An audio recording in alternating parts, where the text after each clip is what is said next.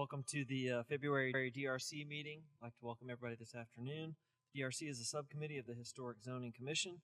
The meeting is informal and designed to guide applicants through the process of obtaining a certificate of appropriateness, or a COA, for projects within the city's historic districts in light of the Historic District Design Guidelines.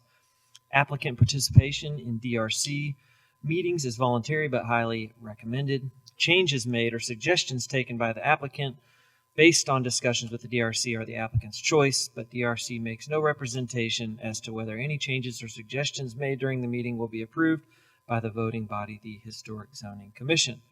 This afternoon, there are 4 items on the agenda. When your item is called, please introduce yourself and generally describe your item in about 2 or 3 meetings. First up, I almost said any questions, but no questions. First up, discussion of alteration in addition to an accessory structure at 240 4th Avenue South. Mr. Ben McCreary, applicant. Make sure and turn your mic on or somebody is going to yell at you, not me. Got it. How's that? Can you hear me? I think so. Yeah? I'll move it a little closer. Hi, Ben McCreary, Chisel Workshop, for the project at 240 4th Avenue South. So this project is really, there is an existing shed structure on the property that's really not large enough for anything other than a shed at the time. So what we'd like to do and what we're proposing is to enlarge or build a larger garage structure that can be used to help with this parcel. And you can tell from the shed that it has been there for a long time. It is on the 1928 Sanborn map. And so what we want to do is we want to maintain the memory of this building or the building itself, but we want to actually increase its size as well. So you can see on page 4, the little red outline is where the building is currently. It is not currently deep enough to fit a car. It has had a little bump out put on it and it has been rebuilt over time. So there's very little of the existing structure left, maybe 20%, something like that. Really, you can tell from the photos that it's the existing siding is rotting, and some of the roof, half the roof has been completely rebuilt, new studs, things like that. So what we want to do is we want to more or less help relocate the structure, move it forward, and then build another garage bay beside it. So the architecture we're looking at really pulls from the existing house, where it's the main shed, a main gable for the existing, which is that darker gray, and then a new structure off to the side that has a little bit of that same peak, but then a shed off the side. As you can see in the top right corner there, that's the back of the existing house. We're kind of pulling those architectural design elements from that to keep it consistent. We would kind of strip off some of the detailing so it's less detailed in the main house without corbels or anything like that, but we would still use the same wood siding and corner boards and details like that. And you can tell, compared to the building that is next to it, it is a much smaller and more consistent structure that is in keeping with the size of the house itself. So the main peak of the main house, I think, is around, I think I measured it about close to 20 feet. So this one would be about 16 and a half feet. So we would be shorter than the peak of the main house for this new structure. We do need to move it forward because of where the property is. The existing building is actually on the property line, essentially in the back. And as I mentioned before, it's not deep enough to be a garage in its current form, and we're trying to build something bigger. Okay. Thank you. Emily, did you have some staff comments for us on this? I do. Thank you. So, just to orient everyone, let's see, I wanted to get a front image of the house. So the National Register defines the principal building as a one-story, circa 1920 frame bungalow-influenced dwelling. And the accessory structure is a circa 1925 frame, one-bay garage with a gable front roof, weatherboard siding, and original side hinge double doors of vertical wood board. Both the principal building and accessory structure are contributing to the district. Wanted to cover the first proposal as part of this packet is front yard fencing. The fencing will be a 3-foot tall wood picket fence around the front yard. This style of fence is seen along 4th Avenue South and is an appropriate material that relates to the style of the principal building. So, as Ben was mentioning, the second part of the package is to shift the structure on the site and create an addition onto the structure. The structure will be shifted nearly 12 feet away from the rear property line, so it will be closer to the street. The existing structure is approximately 201 square feet, and with the addition, the new square footage of the accessory structure would equate to 692 square feet. Thus, the proposed addition would equate to 491 square feet. The guidelines recommend the following for historic accessory structures to maintain the original location of historic accessory structures, design alterations and additions so that the entirety of the accessory structure is compatible and visually subordinate in size, mass, and height to the principal building they support. The accessory structure building footprint should be sized at the overall building footprints of all portions of the existing principal buildings, accessory structures, and proposed additions on the lot to not exceed 35% of the lot. The additions are to be subordinate in appearance to the historic building, and this includes placement, size, massing scale, height, setbacks, and materials. One should design the addition so that it has a lower scale and height than the historic building. Design roof shapes, pitch, level, complexity to be similar but subordinate to the historic building. Design new windows to be compatible with the size, detailing, placement, rhythm, and relationship of solids to voids of those on the historic building. More information is needed to understand if the proposed addition meets the zoning ordinance, as the accessory structure footprint shall not exceed 50% of the building footprint of the principal building. Staff will need clarification on the footprint of the principal building. The property assessor lists the square footage of the building as 1,586 square feet, but we would like the applicant to clarify this. Additionally, while the guidelines do not recommend moving accessory structures, this move is subtle and allows the historic structure to remain on the site. The guidelines recommend additions to historic structures to be subordinate in placement, size, massing scale, height, setbacks, and materials. As it is proposed, the addition to the accessory structure kind of dwarfs the existing structure, and the addition does utilize insets and offsets and roof breaks, showing the historic structure. The roof design is also seen, let me go to that page. The roof design is also seen on the rear of the principal building. The height of the principal building is needed to understand the height of the principal building in relation to the addition on the accessory structure. For the window patterns on the addition, the window patterns on the front and sides of the principal building utilize a 9/1 window design, and on the rear a mix of 4/4 and 9/1 window patterns are seen. On the accessory structure, a 6/6 window is proposed, so it would be recommended to utilize a window pattern that is seen on the principal building. And more information is needed to understand the garage doors, as the existing doors appear to be a carriage style, and it looks like the new doors appear to be an overhead style door. Thank you. All right, thank you. All right. Welcome, everybody. Anyone want to get us started with some thoughts on this one?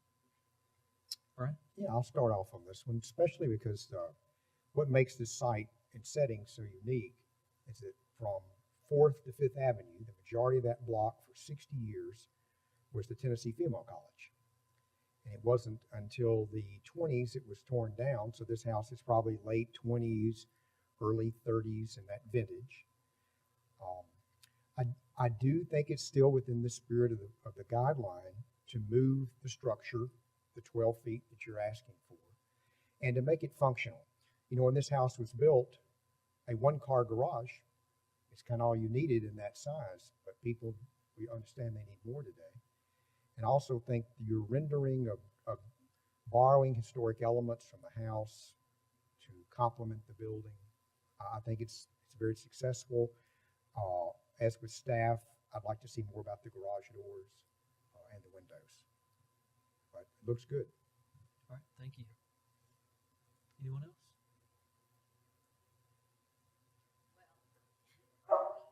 Excuse You're me, good. thank you. I'll help you. We have the guidelines, but our charge is to manage change over time. And it is changing the needs, so, I would be willing to go along with this, although I would like to know the square footage of the house the staff has asked for compared to the square footage of the garage. I would say that I don't see much merit in matching the windows to the house because I think garages are secondary buildings and stepping them down a bit as the architect has done, I would concur and like to see the garage doors when you come back. Thank you, Mary. I think it's very complimentary to the house. The only thing, I don't think we have any say over this, but I have a feeling that tree's gonna have to come down. We'll see. Maybe. We're hoping we can. Be so close to the road, We're hoping we can save it. but I think it's a very complimentary design to that style of house. Thank you, Bob. Ladies, any thoughts? Yeah, I think the roof line is really good and keeping with the style of the house. I think it's a good creative way to do a garage to make it look a lot more interesting and historic than usual. Thank you. Thank you. Do you have anything? One little minor thing is, as I'm looking at the lighting over each of the garage doors, the scale of that and the type is a little bit odd.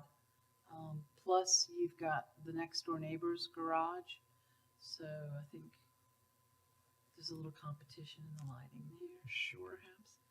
But great photography. It looks like you hosed down the driveways for a movie shoot almost, but That's right. I had ones that were snow covered. I could have left those in, I guess, to make it a little more interesting. how appropriate this Yeah. week. Right. But I concur with what everyone else is saying as well. But well done. Okay. Looks good. Great. Thank you. Thank you, Kathy. Anybody else? I think everybody's gone. Yeah, I concur with everybody. The fencing seems straightforward. I think that's, the staff said they would support that. The relocation, I'm fine with that. It looks as though the backyard is going to get a lot of new paving. My only comment would be to try and, I know there's some metrics that our guidelines have, but, try to cull that down to as little as possible. I don't think anybody here hates green. Right. So the more we can keep, but still be functional, because that's going to be a 50 by something pad there. Bigger than that, maybe. So if you can do without part of that, make me a little happier. And I think we do review site and setting. Is that true? So that plays into that. But I want you to be able to turn around, do all the things you want to do. Sure. But hopefully some of that existing pad may be able to come back. So look at that for us. Anything else? No? Good. Any specific thing that we didn't touch on? No, I think that covers it. Feels good. I appreciate your feedback. All right. Thank you, Thank Mr. McCreary. Have a good evening. All right, let's move on to item 2 here.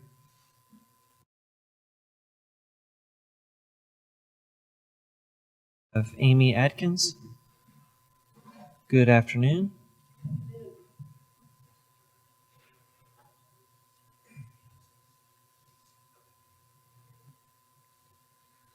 Hello, Hi there.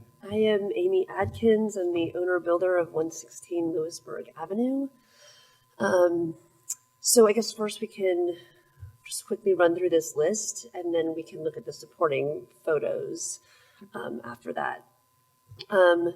So I'd like to replace one window, which will now be the new kitchen, which was the primary bedroom at the back of the house. To be about 8 inches shorter so I can accommodate a kitchen counter inside of the house, with one that looks very similar. Then I'd like to replace a garage window that I did just learn today after taking things that were leaning up against it, that it is actually broken.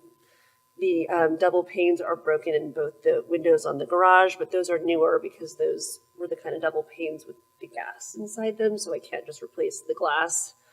And then also there's a door from the garage out to the backyard that my contractor thinks was an interior door, so it's warping. I'd like to replace that.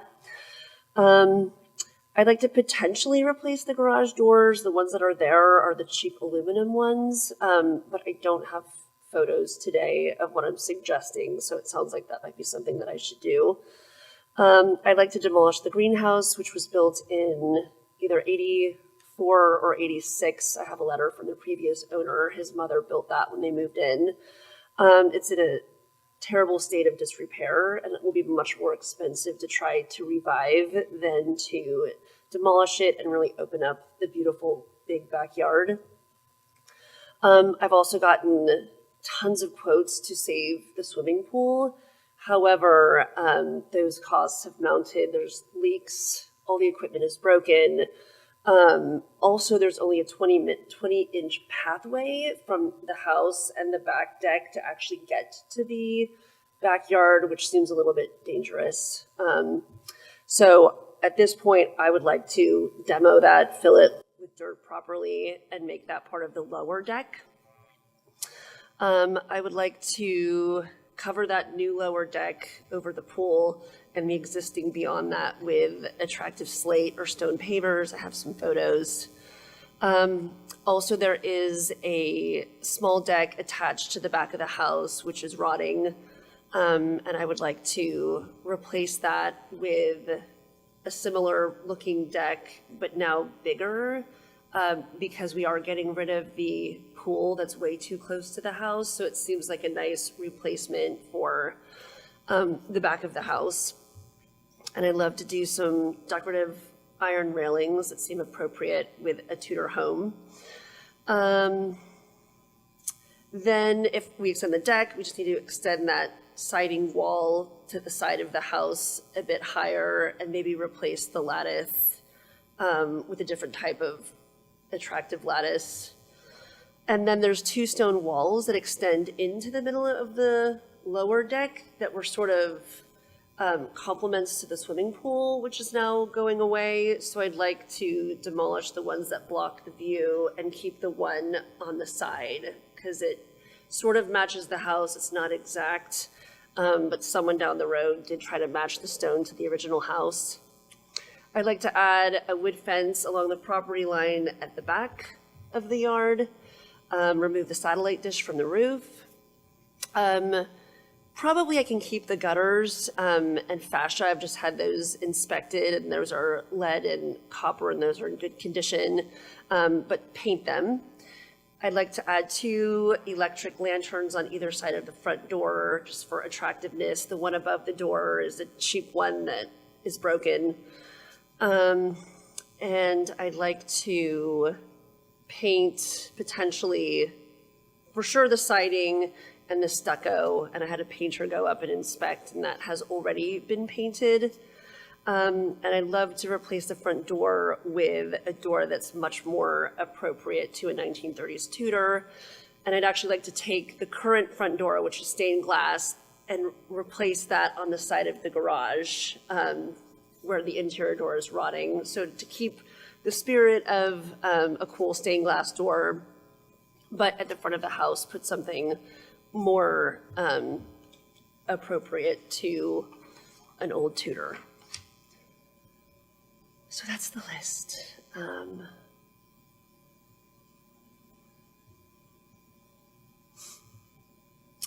So this is the front of the house. So to summarize, the 4 things that I'd like to change at the front of the house is I would like to remove the awning.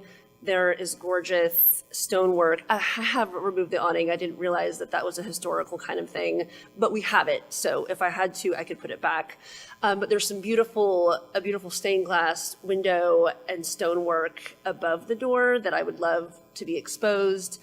And then I would like to replace the front door paint, and then that's where I'd like to add the lanterns. And then I want to replace the mailbox, but apparently that's not something I have to get approval for. So that's that picture. So this is a picture of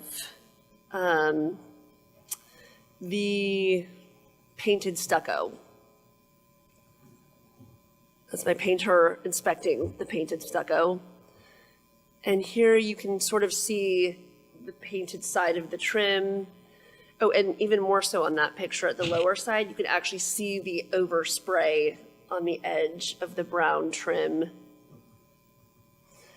Again, there's overspray on the brown trim. That's not caulk, that's overspray of paint.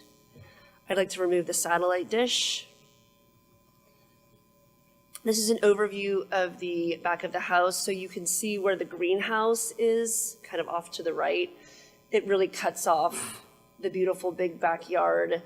And then obviously you see how close the pool is to the house, which it's crazy close. And then to the left of that, you can see kind of at the top, the deck that's rotting out. So from up here, you get a good view of the greenhouse, the pool, and the deck that I'd like to demo. And then with the deck, I'd like to replace. So if you look on the right-hand side, that's the kitchen window that I would like to bring up about 8 inches. And you can see at the back of the house, none of these windows have the diamond detail that the windows in the front of the house have. These are all kind of additions over time here in the back. And then as you can see, I would get rid of all that pool equipment. And then you can see the corner of the pool. That is the only path from the back of the house and the deck along that tiny little corner to the rest of the backyard. This is the deck that's rotting that I would like to replace, and then on the right is the wall that I'd like to make higher for privacy, since we would be pulling the deck out more this way towards me. That's the wall I want to raise. This is the rotting deck. So this is a view of that wall from the back that I'd like to demolish, that I think also cuts off the backyard.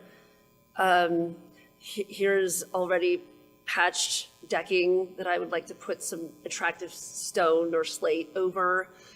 So there's like a little pony wall, and then obviously the one behind it. Just demo those, but keep the wall on the left.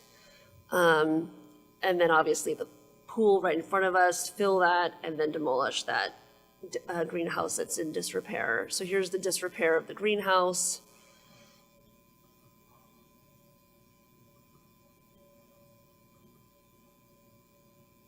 Nothing was working.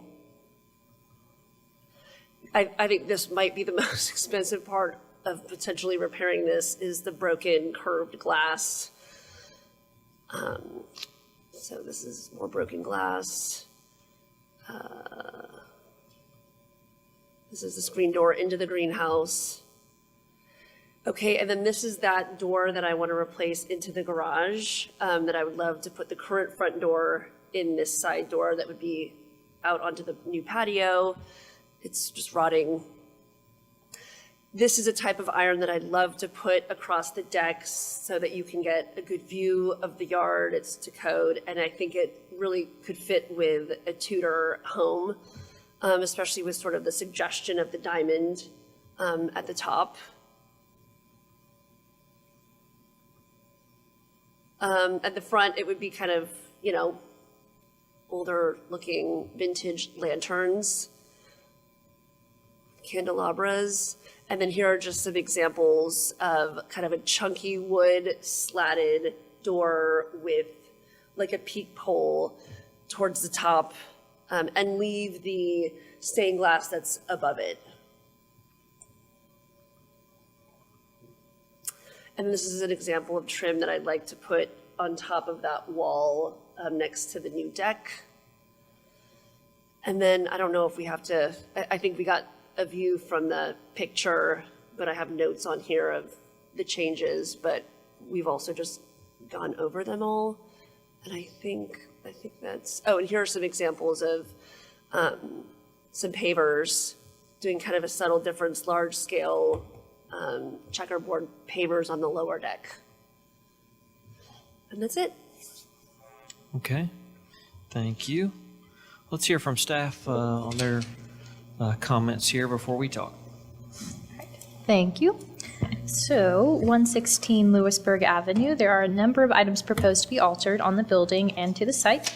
And this is a circa 1929 Tudor revival that is contributing to the district. And there was a frame addition, including the garage, circa 1988. And so that is where a majority of the alterations are proposed in the rear.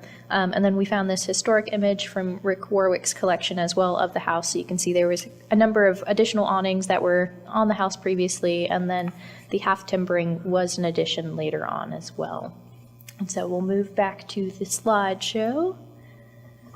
But overall, the majority of items proposed are appropriate. Topics that we would like feedback and discussion from the commission are on the proposed alterations. We'll start at the front of the building. The applicant has removed and stored the awning structure from the front entrance. The guidelines do not speak to preserving awnings on historic residential buildings, and this awning appears to have changed from the older image of the house that we had seen previously. Its removal enhances the front entrance and reveals details of the entrance surround as well. 2 simple lanterns are proposed to be installed to flank the front entrance, and 2 at the rear of the building as well. 1 overhead electric lantern would be removed, and it is unknown if the existing fixture is historic since it has been covered by the awning for some time. The guidelines would recommend to preserve original fixtures on pre-1960s buildings. If new lights are needed, to use a simple fixture that is appropriate to the scale and period of the house and is consistent with historic materials in traditional locations. The proposed fixtures appear to be simple in character, but of a design that is appropriate to the character of the house. The use of a copper finish does not appear to be as common of a finish for materials in the neighborhood. And it was noted that replacing the front door was a potential plan. The guidelines recommend avoiding replacing original doors unless significant deterioration is demonstrated. The age of the door is unknown, and unless evidence can be demonstrated for its removal, not replacing the door is recommended. Reversing the swing is appropriate. And so we'll move on to the side with the stucco images. As the applicant has noted, that it seems like the stucco has been previously painted and proposes to paint the stucco and trim. As it is a unique material and stucco is a material that is not advised to be painted, we would like additional feedback from the commission or any advice for painting stucco. The guidelines state to avoid painting historically unpainted buildings, and when painting, use a color and schemes typical of the age and style of the building. Utilizing black for the trim color would not be period appropriate for the age of the building in Franklin, and the existing color scheme resembles authentic stucco and half timbering detail. So one proposed item that relates to the color of the trim potentially is the painting or replacing of the gutters. If the current gutters, they appear to be of the OG style and match the trim in color. From images, we can't conclude whether they have been painted previously. If they have been painted already, painting them would potentially be okay as well. If they are historic to the building, it would be recommended to preserve and maintain the gutters. If they are to be replaced, replacing them with half-round gutters would be more appropriate to the age of the building. And so as we move along to the rear of the building and closer to that 1988 addition that is not historic, removal of the satellite dish does not require review. And the changes won't be readily visible, such as the window replacement, which is not believed to be historic windows. And the reduction of the size is also something that has more flexibility on the rear of the building, as it will not be readily visible. For a number of the alterations, additional specifications are needed when the project returns for a COA or a DRC, such as door specifications for both the garage and pedestrian entrances. And since we wouldn't recommend approval for the replacement of that front door, we would like a different spec for the side door to come with that. Window specifications to make sure they meet the guidelines for design and materials to be compatible with existing materials on the building and what is seen in the district as well.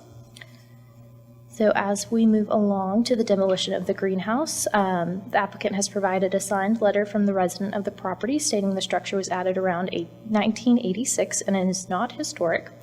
It is not significant to the site, and its removal would not adversely impact the site. At this time, there are no plans for constructing something else in this location. So for the site alterations, there are a number proposed, including the demolition and filling in of the pool and adding additional pavers to the patio. I think that is what the lower deck is, would be that patio that's paved. This alteration will not readily be visible from public view and is not removing a historic feature. The addition of pavers is appropriate as it will not be seen.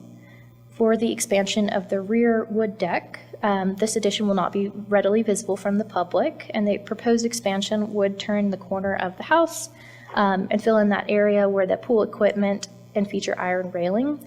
The guidelines recommend to maintain the location and configuration of original porches, stoops, and portico shares. The rear deck is not believed to be historic, and to avoid installing porch railings on porches where railings were not historically present unless required for safety or access reasons. Required railings should be simple in design with square balusters. The railings should be simplified to meet the recommendation of the guidelines, but they have a little more ornamental detailing that does relate to the Tudor style. The covering or replacement of the existing rear patio with slate or stone pavers is not visible from public view and does not remove historic materials and may not overwhelm the context of the historic district. And the rear does add some flexibility with replacing hardscape if it's already there. It is not adding additional hardscaping. And for the siding and lattice fence that is on the side there by that stone wall, we would need additional information about the expansion of that because the zoning ordinance does limit rear yard fencing for residences to 7 feet maximum. So we would need to double check to make sure that is in the limits of what is allowed per the zoning ordinance. And so replacing the lattice work as well with that more Gothic detail woodwork, it does seem a little more ornamental and is not seen within the district or elsewhere in Franklin. So we would love feedback on that proposed. As proposed, we do have other fences with lattice work at the top. And then the 7-foot wood privacy fence in the rear is appropriate. So I believe that is all we have. So we'd love feedback and discussion, especially on that stone painting of the stucco. So. And also those stone walls. Oh, the stone walls, removal of that does not appear to be historic since it is kind of meshed in with the pool. The interior wall would be appropriate to remove if it's not historic. Okay, thank you. All right, let's have some discussion. Who wants to kick us off here? Mary? I will. Okay, thank you. Well, first off, I mean, it's exciting because there's been some things over time that I think this is an exciting project. I would love to, the one thing I would like is if we could put up the historic photograph of the house again. And while you're doing that, I'll say I do concur with staff that we need more details on the fencing to understand. So we can't tell if that's the original door or not. In the back of my brain, I think it's not. But you've seen a lot of change over time. But I believe that I can remember that door going in. I think. I'm not going to swear to that. So I agree with most everything you proposed. The big, large, overscale checked pavers, I don't really think we're going to see them. I don't know that I think that's the most appropriate thing for this house. I've seen a lot of houses of this era with maybe terracotta looking. So that, and I do think, I'd say to the people doing the project, do you want to think one more time about, since we've got the evidence of putting the awning over the front door just for the luxury of when you have to answer the door? But I'm okay if it isn't. All right, thank you. Anyone else? Sure, Kathy. While we're talking about the front door, can we go back to one of those images? and you were proposing to put a pair of lanterns on either side of it, I would encourage you, or I would support trying to find out if that is an original fixture. Surely it's been wired, or is it gas? No, it's electric. It's electric. So it's already been cut through your stone. So I would encourage you to keep that fixture and punt the other two on the side. I'm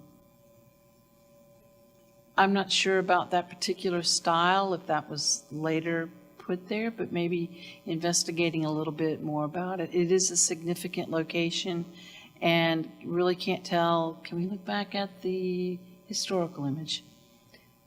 Can't really tell if it was there or not, or maybe that's it, that darker blob, I don't know. But certainly that awning is right at the crest of the peak of the entryway. And I'm happy you took the awning off, because it does expose the beautiful glasswork above it, but it does give you protection from weather. That's it for right now. Okay. I think Thank you. Thank you. You're welcome. Holly, anything? So I was wondering about the front door as well. Typically, I would think keeping it would be better, but it doesn't look like an original one for this house anyway. And so I thought your inspiration pictures with more of the solid wood ones, if you could get something that's like quality that looks similar to those, I think that would be a good addition. And then everything else I thought sounded good. My only other concern was the stone wall in the back. I hate to ruin stone walls, and I understand that it may not be original too. So I don't know if anyone else has an opinion about that, but I'd be inclined to try and keep it, but I understand it's sort of in the middle of what you're trying to do as well. But I think it could be an interesting feature because it does look like it's a nice one. And then as far as the lights go, I think that style lantern that you had is a classic style, so I think it would be fine.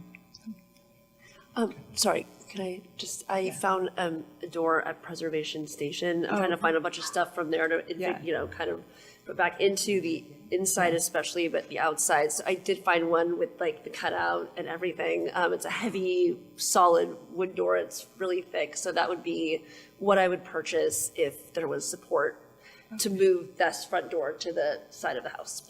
Well, thank you for shopping at a place with actual authentic items. So yeah. Totally. That's what I'm aiming to do for this house. I was thinking, Mr. Chair, the lights on either side, that might be an opportunity too. If you do break through the stone, put lights on either side of the door to find reclaimed periods. Yes. Fixtures? Sure. Okay. I would lean towards, with the lighting in the front,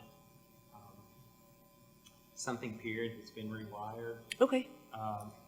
Or there are some fantastic fabricators in the U.S. to get Tudor Revival lighting. That's a good idea. Like a cast iron, dark black color. Sure. Only as someone that does not have a covering in front of their house, you might want to consider putting one on the back, maybe in the style of that old photo. Sure. Just from experience, you will love having that on. And I think it would also break up that large amount of stone that's above the door. That's a huge amount. It's just one solid mass. I think everything else everyone said is just on point. Okay. Thank you. Thank you, Bob. And to follow up with what Bob was saying on that, I love the way it's been revealed too, removing the awning. You can see the key and the way the lintel's done at the top. But if you do have an awning, I mean, when you walk up, that's when you see it. So it becomes like a wow moment for that. I would like to know more about that light fixture. If it is an original fixture, that's a position that you would often see them as well, and in that style. So that would be good to know. Okay. Now, I know the kind of door you're talking about. It's almost kind of like a speakeasy door with sometimes even had like a wrought iron protected thing on the, but that's what you're asking. Hinge. Yeah, that's it. Yeah, I want to put those back on too. So, but here's the thing. When I look at the front of the house, one of the things that's so prominent are these leaded glass look. So that's what forms the diamond. It's meant to look like leaded glass. And I'm assuming it's not, or is it leaded No, glass? it's wood. And It's wood, If I okay. may just quickly interject, the color I'd love to paint the trim is, the paint color is actually called wrought iron. Because I love, and I would paint the trim, the wooden trim, in between the window panes. So it's still very neutral. I just want to get away from the brown that it is and kind of bring back a wrought iron look. So, sorry, but that brought that to my mind that I hadn't mentioned what color paint I wanted to use. Yeah, and as far as our commission, we don't review paint colors Sure. for things that have already been painted like that. Just, I know you know that.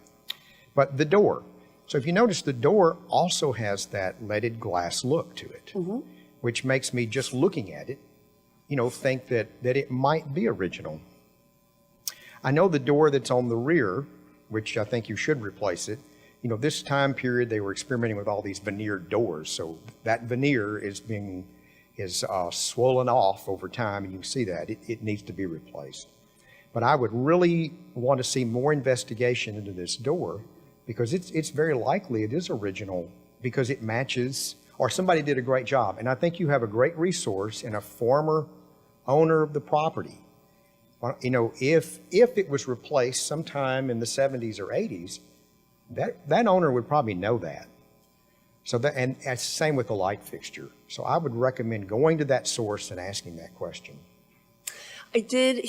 So he and his family moved in 84 or 86, and he said that the front door was there at that point. And then I can't contact yet the owner prior to them.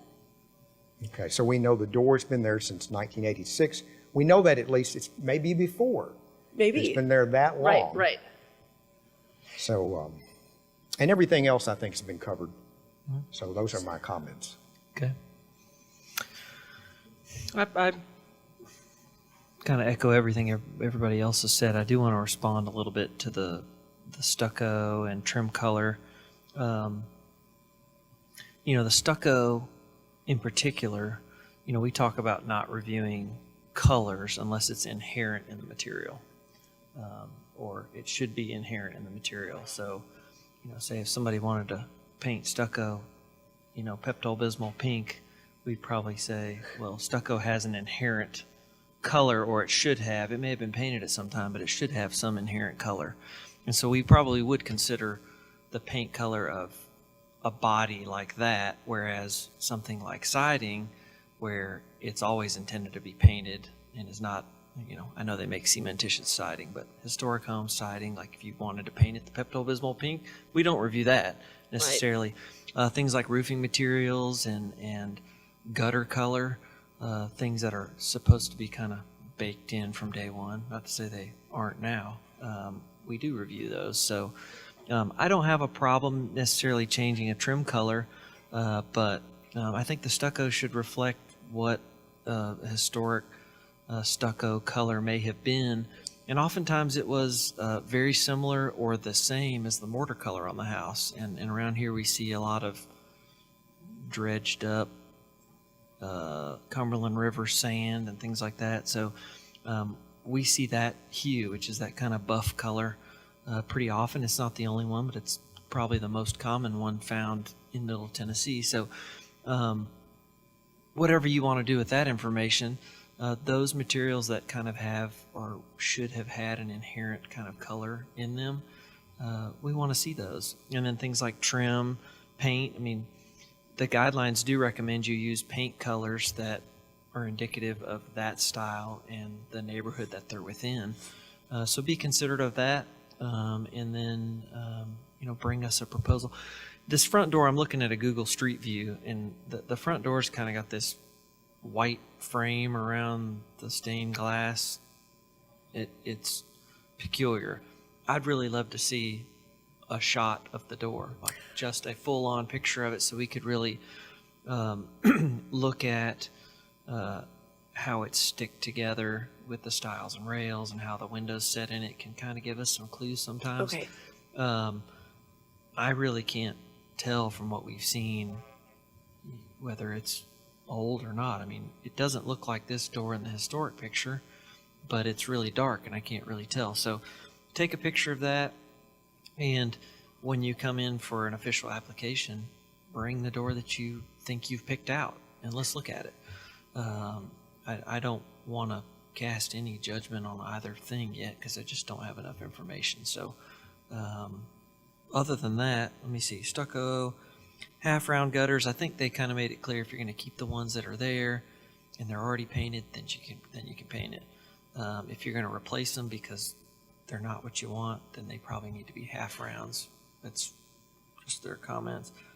The fencing, yeah, generally speaking, Tudors were a little bit more ornamental and decorative, and we see that in some kind of Victorian, Queen Anne stuff too.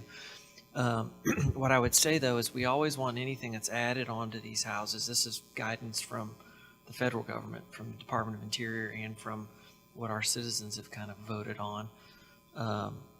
Any additions should basically be more simple than the existing house. It's supposed to take a back seat in ornamentation, in scale and mass and everything.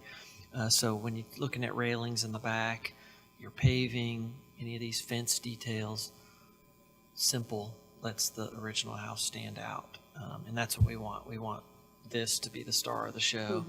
And I know there's, everybody wants their backyard to be just as nice too. But simple doesn't mean that it has to be unattractive. Sure. Just simple detailing tends to let it stand out well. So those are my comments. Did you have something else? You've had your Well, trigger yeah, finger on there. What you said, I think, Tyler, it is worth repeating. Painting out the stucco, to me, would be really diminishing the character of this house. It's a contributing architectural element, whereas some others, the color isn't.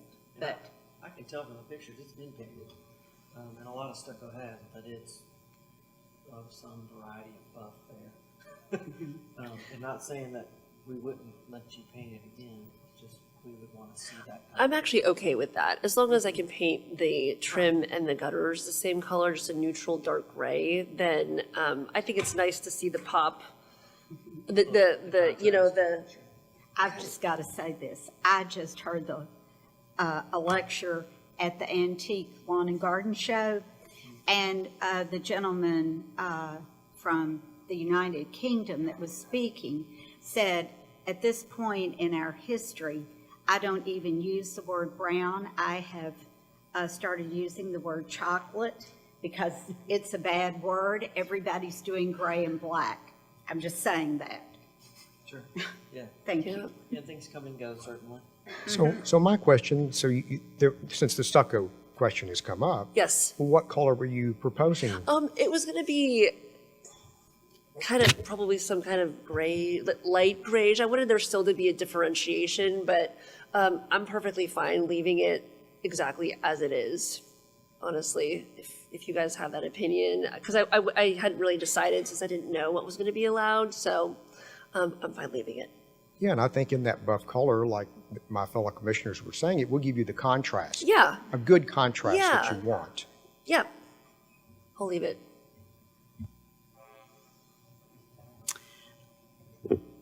Usually when we hear demo, it's like the lights and the flags come up and go off, but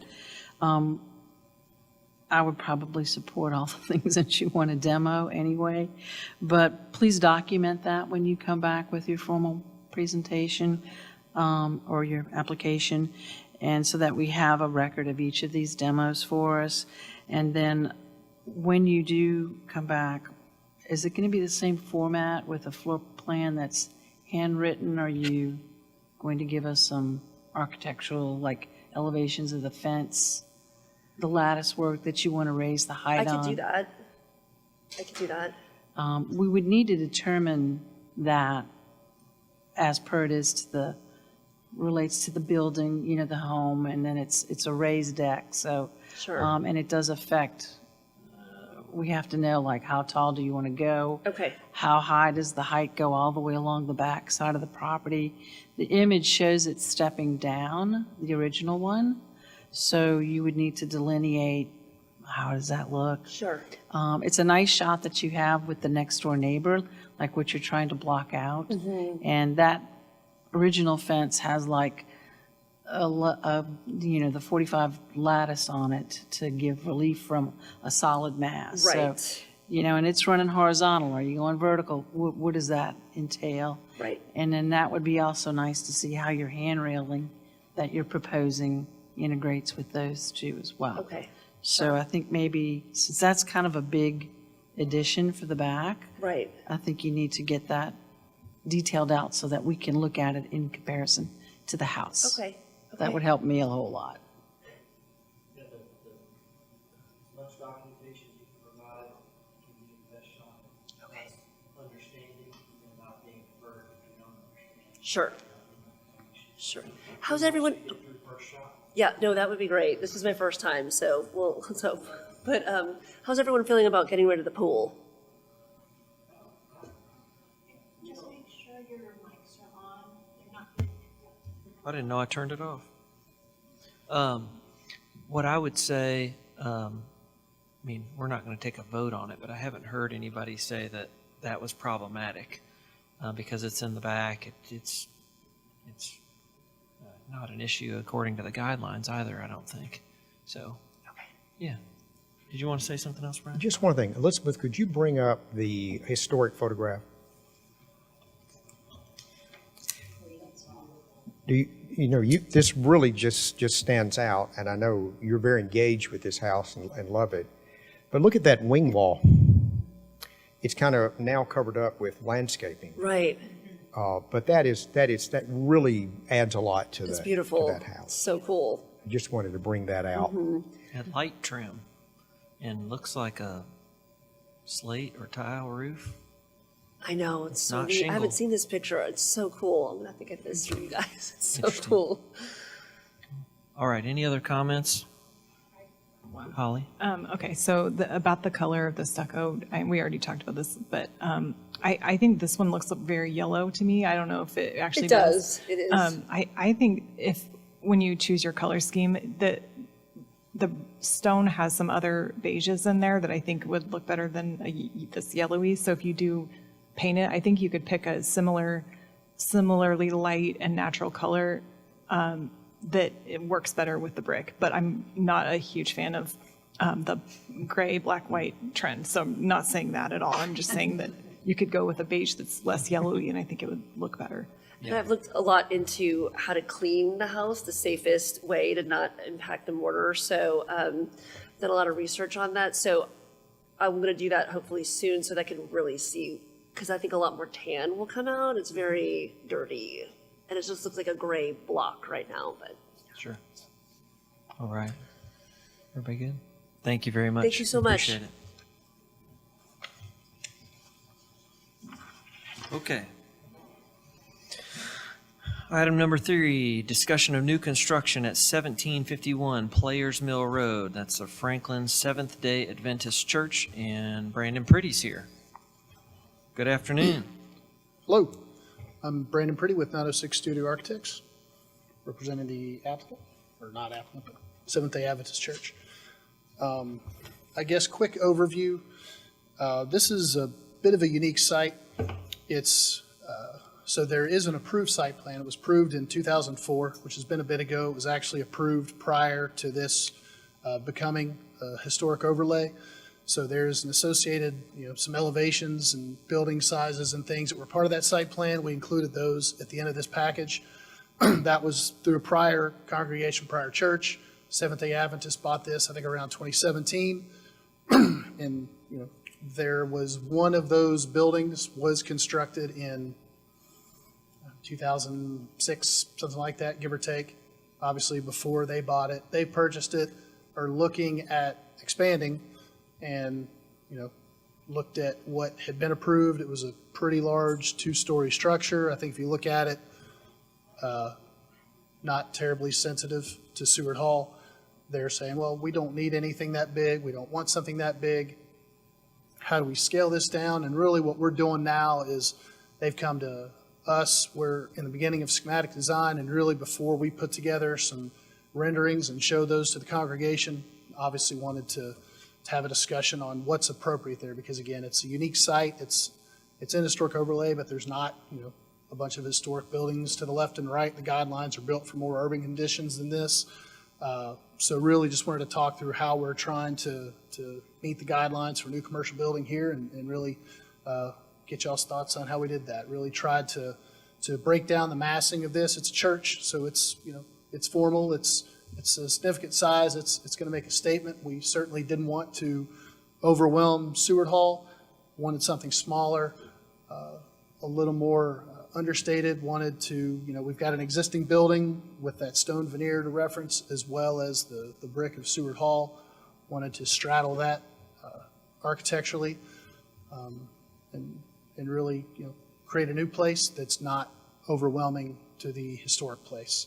Probably the most significant exhibit of all these is that bottom one that's up right there. That red outline is what had been previously designed and approved. We're obviously coming below that and really working to stay, even with a little bit of grade change that puts us a few feet higher than Seward Hall, really working to keep our high point below the Seward Hall high point. So with all that said, Okay. Thank you. I'll stop. All right, let's hear from Elizabeth, I think has some comments for us. All right, thank you. So as mentioned, this proposal is in a unique location within our historic preservation overlay. The site of the church is next to Seward Hall, a locally designated landmark and National Register listed property.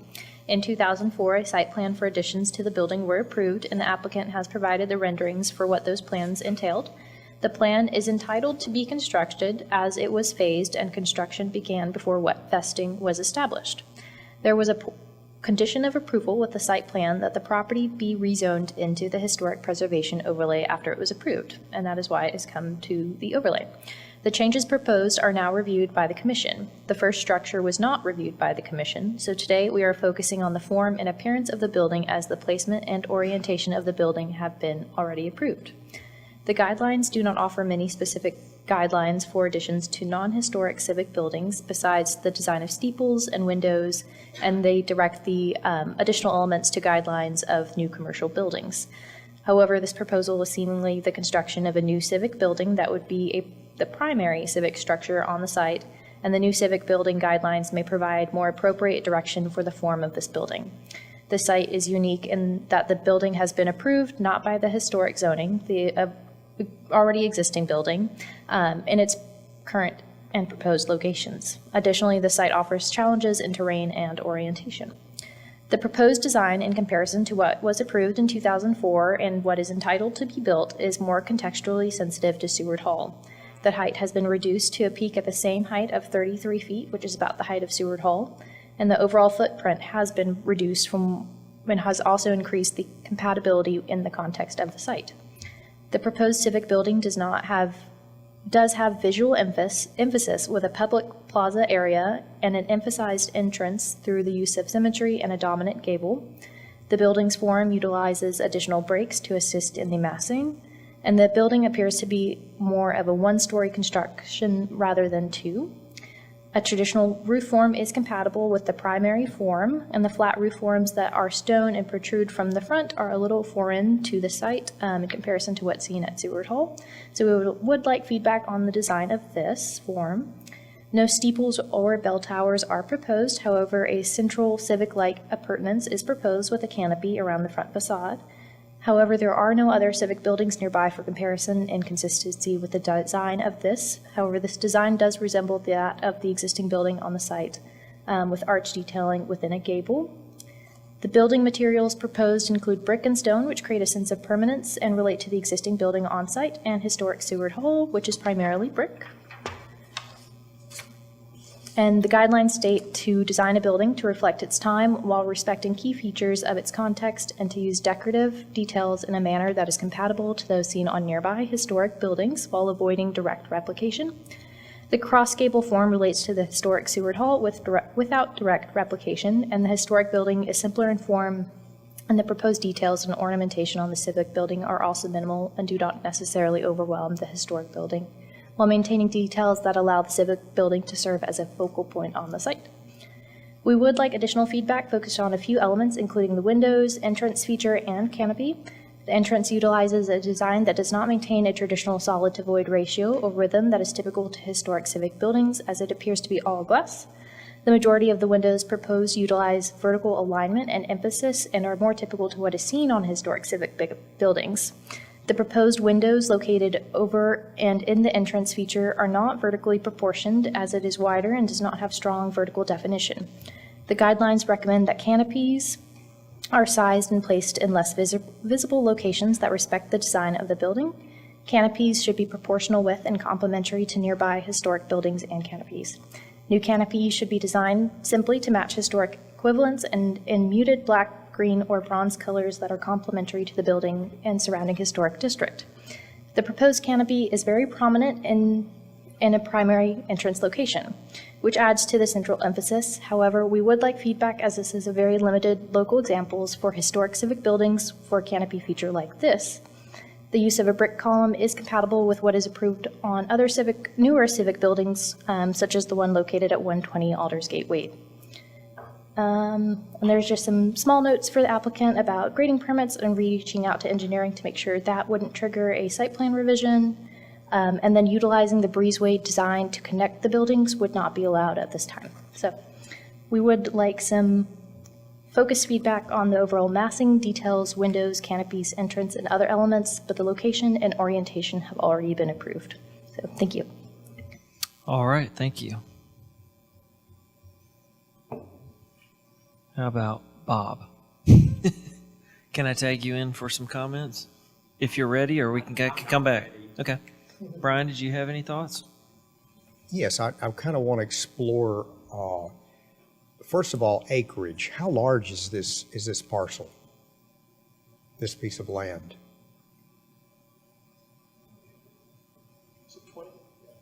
So it's 20 acres. Yep. We have no other precedent in this area for civic buildings to compare to.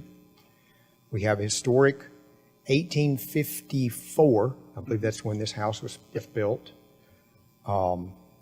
in more the Greek Revival style. When you proposed this and I'm looking and I see option number one, yes, I'm thinking option number one. But the more I sit here and look at the previous one, what comes to mind is that what's being proposed is very similar to what I see at the United Methodist Church. Mm-hmm. It's very much, a modern version of, what might be a religious civic use for a building. What I'm seeing in what was previously proposed, the form and shape reminds me a little bit of a lower Masonic Hall, which we know was a civic building in Franklin that was built in the 1820s. Mm-hmm. So when I kind of look at that form, it seems to be more historic in character than the one that's being proposed.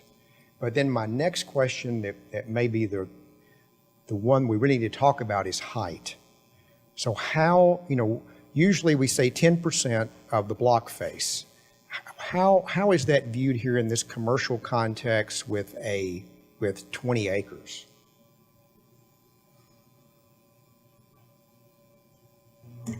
So if you're looking at the guidelines for new civic buildings and the height, the guidelines state to design the new height of new civic buildings to be consistent with the height of historic buildings in the district, which should not exceed 2 or 3 stories or be any taller than the commercial buildings on Main Street, which is a little less relevant to this site and setting. So I believe both are proposed to be 33 feet tall, so they are consistent with being the same height as the historic building. Okay. Well, then that may be the part we have to fall back on in the guidelines. But I was just saying, as far as form goes, I think the form that we're seeing originally proposed is more historic in form than what's being proposed. But, I'm not saying I'm opposed to option one. That was my first reaction. This is just another observation, just looking today. Thank you. Thank you. Mary, if you're ready. I think I want to hear some other comments. I guess I'm surprised that it doesn't have more of a quote, traditional church look to it. Okay. Holly? Okay, so I actually have several thoughts about this. First, I think the original building looks the most historic by far. I understand that they want a one-story, not a two-story. So that said, I think the idea of making a historic building on a property that has like a historic house like this, you wouldn't be trying to make it look like the historic house. I think you'd be making it look like what might have been near the house. And to Mary's point, like a historic looking church would be what I would think would actually look the most historic, like a kind of like a country church or something. So I'd be inclined to either modify the original one that looks like a historic building or come up with an idea of more of a historic church that looks like an authentic church rather than the contemporary looking one. Because to me, these options would be fine if it was like a mall or something, but it looks like a school or a mall or something, and it doesn't make a lot of sense on it being part of a historic property. Can I ask a question back?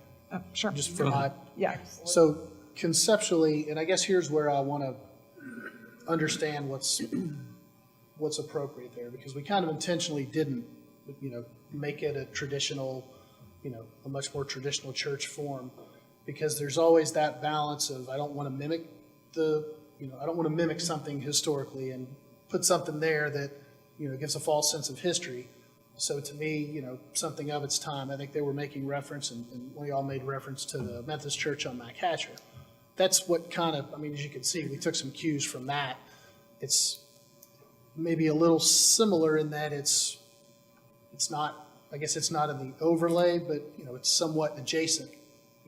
It's in the area. There's a lot of, you've got Harlansdale right there. You've got some different things in the proximity, but it's of its time, right? You're not going to look at it and think it was something somebody was trying to mimic a historic form. So I guess I say that to understand how for something like this, how we approach that. And my comment would be, I agree, inspired by, not mimicking. But if I'm just looking at the proposed entrance, it, to me, does not have come on in, this is engaged as much as the old one. The old one seems to be, to me, more human scale of come on in, and to what Holly said, this has more of almost a commercial look to it. Even without any sort of a canopy on that old design?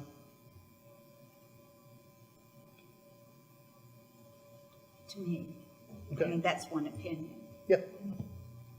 I think when you have, it looks contemporary. Like I would say that you would look at it and say, oh, well, that's new. And that doesn't mean bad, but I think in a historic site, I think that opportunity is there for something that is a really interesting new piece of architecture that looks like, that reminds you of like a country church or even the original building that was proposed. I think there's a lot of churches in Franklin that look contemporary and new, and I don't think that they're going to necessarily age well as a good piece of architecture. And I think because of the site, you have an opportunity to actually do something that has enduring appeal. Kathy? My question, Bob, wow, I didn't go at first. I'm trying to picture it. I've not been out there, so I don't know what the site looks like. And it looks like, if you look at what's currently there, if you're driving down that driveway that goes eventually to the house and around to the church, is there a lot of vegetation there? Can you not see the building? Yeah, so this actually helps, I think, really clearly illustrate kind of where things sit. Obviously, Seward Hall's got the red roof, the existing church building is behind it, and then that kind of dark space is where this and potentially a future one will be. You come off the drive, so you used to be able to come off the road at the bottom of the page, but that's actually blocked off now. Like you're driving down the road, you can't use that drive at the bottom of the image here. So you come around. So where's the drive? The drive is up from the very top of the page is where you enter. Essentially, you pass the church's parking lot, come around, come down the hill about 40 feet. Yeah, here you go. So that's coming, there's a pretty heavy grade change there. You get to the bottom, you're going along that retention pond, which has some vegetation around it. there are some, there's a lot of trees between that drive and the site. So you would get some view of this on the way to Seward Hall, but you're not driving like right past it as you come to Seward Hall, if that helps answer your question. And the Seward Hall, is that how they have to drive in also? Yes. However, Seward Hall is now part of the Seventh-day Adventist Church. Is it a part of the facility? Or is it a separate residence? I don't believe so. It's separate, right, Tammy? Yeah, it's separate. It's separate, okay. I thought that was the case. And so I don't know if it applies to this or not, but the 75-foot buffer between this National Register property and the new commercial site, is that encompassed in the FFE of proposed sanctuary? Or is that required in this instance? I think since their site plan was previously approved, it doesn't necessarily. Right, whenever a new site plan comes about, then it's determined if a historic buffer is needed and what width it should be applied to the site. So there's not a 75-foot buffer? No, sir. Okay. And I think if there were, we would be, the only piece that wouldn't be in compliance with that, would be what's already been built.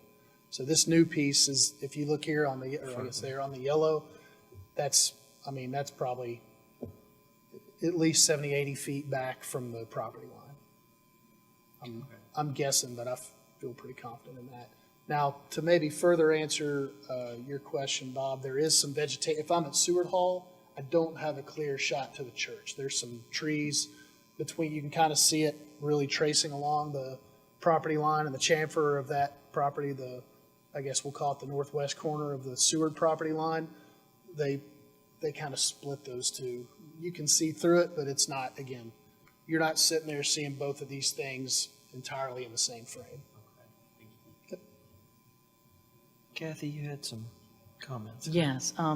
So thank you for explaining that and going back to that slide too, because when I look at the elevation, existing exhibit elevation, page 008, it shows Stewart Hall in alignment with it, and so you tend to think that that's what your eye is going to see. We will never see that. So that was very helpful to see that. And case in point, all the more the shrinkage of this in option 1 and 2 speaks more relatively to the existing church. My question is, do you like option 1 or option 2 better? Why the 2? Just for discussion. Again, this is very early. This is obviously the first thing Okay. we've shown. I kind of wanted to have just a range of discussion. I personally, I like the second option. I think I'll anticipate the metal panel being maybe a bit of a heavy lift on this site, so it felt like option 1 was probably on net to be a little more appropriate, if I'm being honest. Okay. You show on option 2, you show a good perspective view of that with the 2, you had it, there you go. The one in the middle all the way to the left, and then of course the one in the front. So you see those 2 big, bold entrance members, which I agree with Holly in that it does not feel very appropriate for this site. Okay. And it is just too significant of a architectural monumental piece. At first I think it's like, is it an educational building? It almost could be a form of a bridge, some bridging structure. But anyway, it's just a bit too much for this particular site with the existing buildings that we have to work around too. And then, the site in general, it's a lovely site, and this particular lot is up on a higher elevation as well, so it becomes even more prominent. Not that we see it straight on from the road as you enter it, but definitely those elements, those entry elements, to me need to be minimized even more. And material selection is a big thing too, on interpreting it as a bit too contemporary for this particular site. And it's funny, we had a very similar discussion. This was the first one we came up with, and there was you know, there was a piece of that, and I think wanting to create something a little more monumental for a civic building, you know, we discussed that and decided option 2 being a way to kind of soften things a little bit. Let's see, number 5, it shows Seward Hall and it shows the 2004 proposal. Mhm.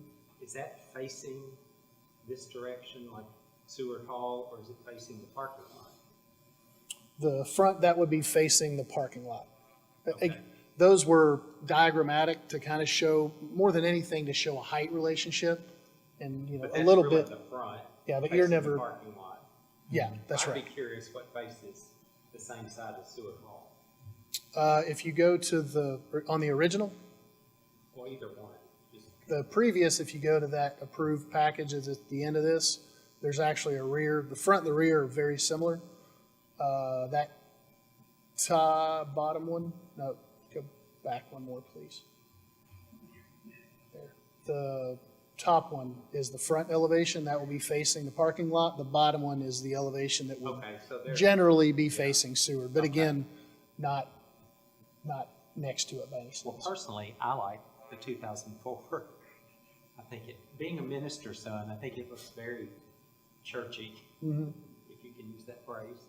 I think it looks welcoming. I think it's explanatory of what it is. Yeah. Thank you. Anybody else? Do you have something else? Yeah, I'm just confirming. So when they said option 1 and 2 for you, you said option 1?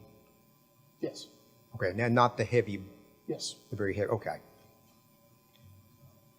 But, you know, I still think the previous one, as Bob was saying too, It defines what it is without saying anything. Yeah, and really it was a function of, as we reviewed the design with the church, wanting to create a little bit more openness on the front. And I do think you need a canopy. I mean, I think just from a practical standpoint for drop off and every, you know, a bunch of 100 other things, wanting to have, you know, 100 people out there talking before and after a service. And then again, it did feel, you know, the thought was to break down that massing. That felt like a pretty, even if you took it and scaled it down, the massing still felt overwhelming to Seward. We were really trying to break that massing down a little bit. So just talking you through kind of what was informing the approach. Yeah, I feel very similarly to everybody else about all the options. I don't think number 1, as you have it listed here, is all that crazy different from the 2004. I think they're represented differently here on paper. I'm thinking about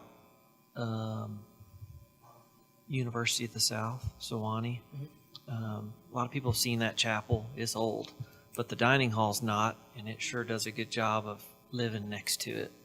And I think that's when people are looking at this 2004 version, they're seeing this stone parapet. I think the fenestration is better on this and probably of a scale that seems like a massive old church building. So it tends to just look more historic because of those things. And those are things that you go to Sewanee and there's windows that are slits, like you'd think somebody was going to shoot a bow and arrow out of, you know, those little things. But it brings a scale and massiveness to it. And there's parts that are light. And I think this even has kind of lines that might even look like buttresses and things, which again, you'll see at Sewanee. But I think what these other versions are doing in terms of modernity is this canopy not really having a full-on cornice. Again, you look at Sewanee or something, those patios and covered walkways have either a walking surface on top and it's got a rail and a real parapet, or it's just kind of that scale and has a weight to it. One of my comments was going to be, well, on this version 1, there's a whole lot of columns on this porch. If they could be half as many, man, it just simplifies things a little bit. And then I think staff brought up the fenestration on the front. You know, you have this 20 plus wide thing of glass by again, 20 feet tall, it seems sort of disingenuous to the idea that we're trying to use historic materials and things. You go, well, why is that weird? Well, brick buildings, historic buildings, they wouldn't have had windows that big because there were some material limitations back then that we don't have now. And not that we're mimicking, but you start to use fenestration and openings and material in a combination that looks like a historic form with a modern, it's still a modern building. So you may still have aluminum storefront, but the openings are of a size and fenestration. They're surrounded with lintels and brick mold or however you detail it. But that's the difference I see in the 2004 version and this is those fenestration, the opening, some of the detailing is a little more of a form that we've seen before. But like I said, you've got a center mass, you've got wings on the side.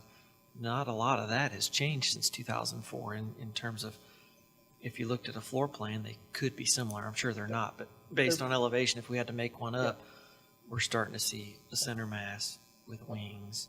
There's crossing gables in this newer one that may be able to be manipulated so that it really does look like a single gable that's got wings off of it. Again, Sewanee, you can go look at just the chapel and the dining hall, and it's doing a lot of those things really well. And then everything everybody else said certainly applies. I also wrote down, what does the rear look like? Because that's, when you're looking at Seward Hall, it's like, well, there's this landscape. And then I know that if you're looking straight on Seward, the rest of these kind of kick out at an angle. That's right. And so it might be worth,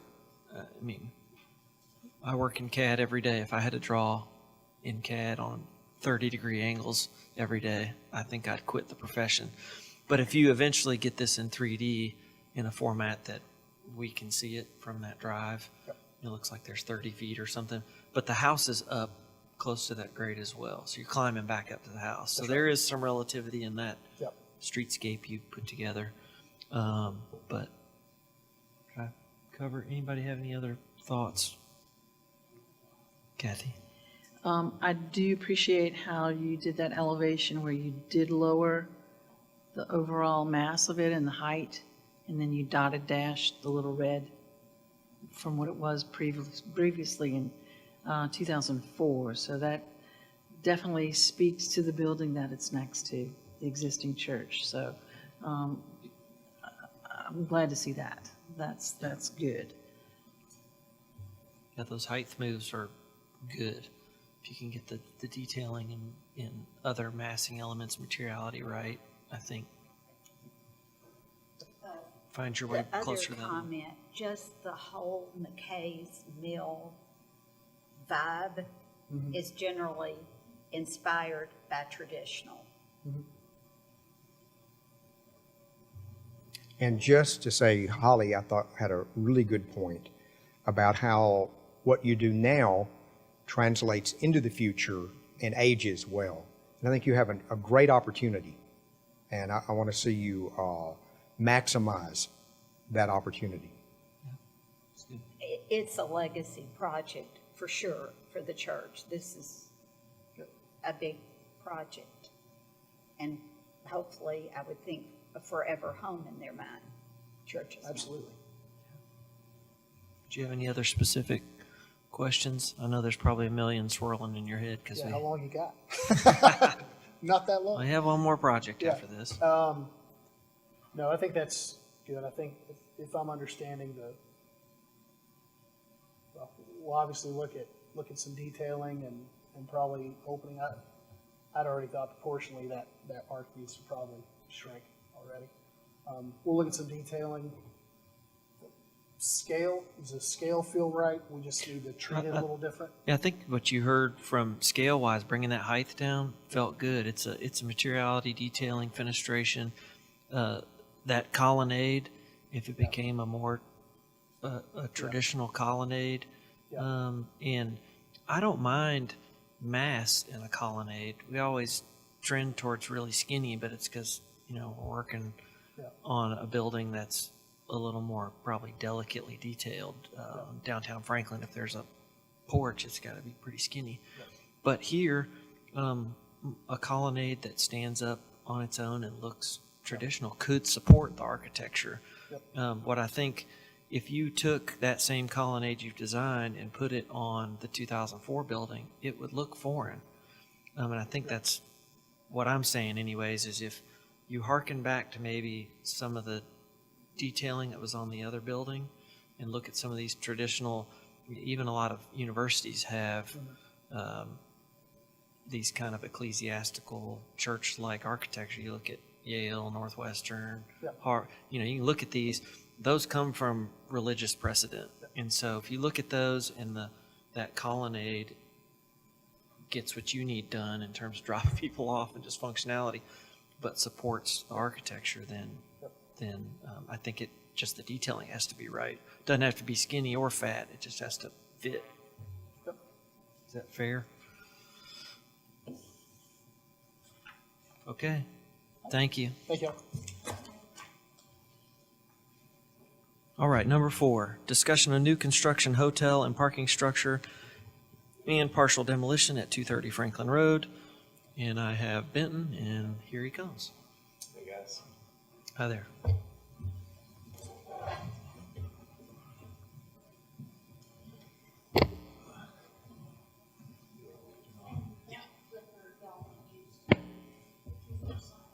Okay, perfect. Thank you.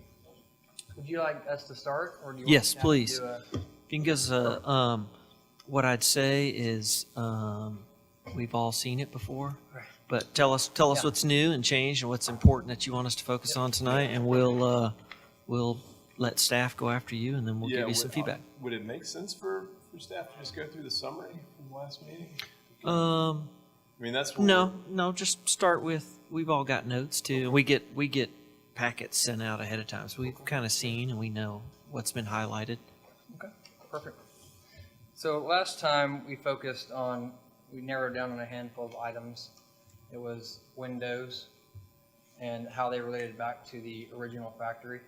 We talked about the portico share and explore ways to reduce the scale and the mass of that. We talked about the courtyard staircase and just explore whether it gets recessed or how else it can be adjusted to make it feel more natural. And then we talked about the pedestrian alley block, essentially, the contemporary block over the pedestrian alley, and how that might get grounded in a way to make it feel a little bit less floaty. And so the first thing I think I'll go to is slide 23. Let's kind of set the stage. Slide 23 is an exhibit where we did a window exhibit, essentially, of the existing factory. And it's going to be a good reference, essentially, as we can kind of refer back to the architect used that to evaluate the existing openings, and we can refer that in the future. I'm sorry? Good. I was getting some comments and talking to the mic, please. Oh, got it. Okay. So I guess I won't go to that slide because it's kind of too far on the clicker, but we can refer back to that.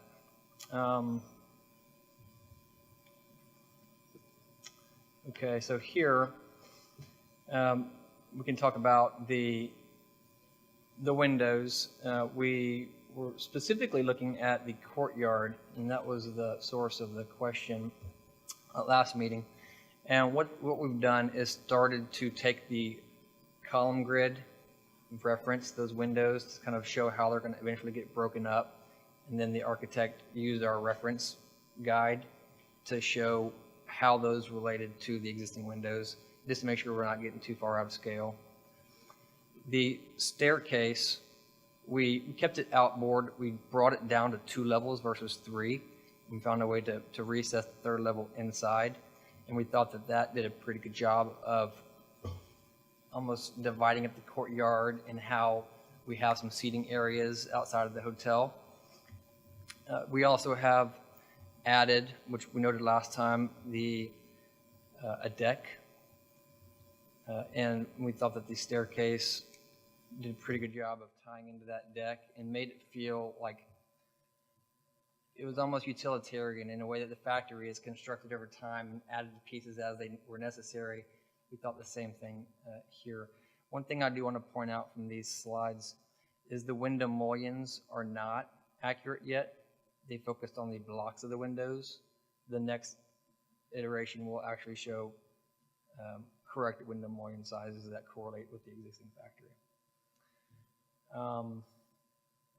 The blocking, I'm going to go back to slides. Okay, here we have that massing over the pedestrian alley. We brought some legs down on the side to frame that and change how that mass interacts with the ground. Makes it feel like it's floating. And it also helps to frame that pedestrian alley pretty well.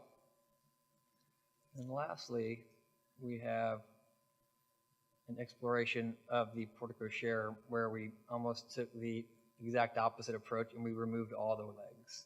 And so we looked at what would happen if you thinned it up quite a bit and just had it kind of really minimal. We have a couple examples. Some of these have tension cables bringing it back to the wall, and one does not. That's it.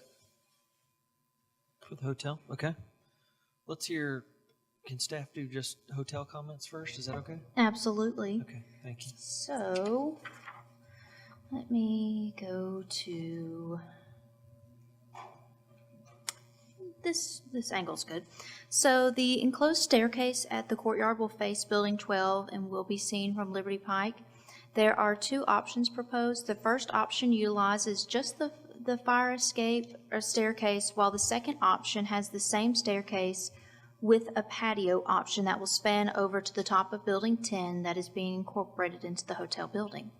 The design guidelines recommend locating fire escapes and staircases on rear facades or at a location where they are not visible from the front facade or the street. As proposed, the staircase appears very modern and does not meet the design guidelines for placement. It is recommended to design the building to have the staircase inside the building rather than having it on the exterior of the building. For the portico share,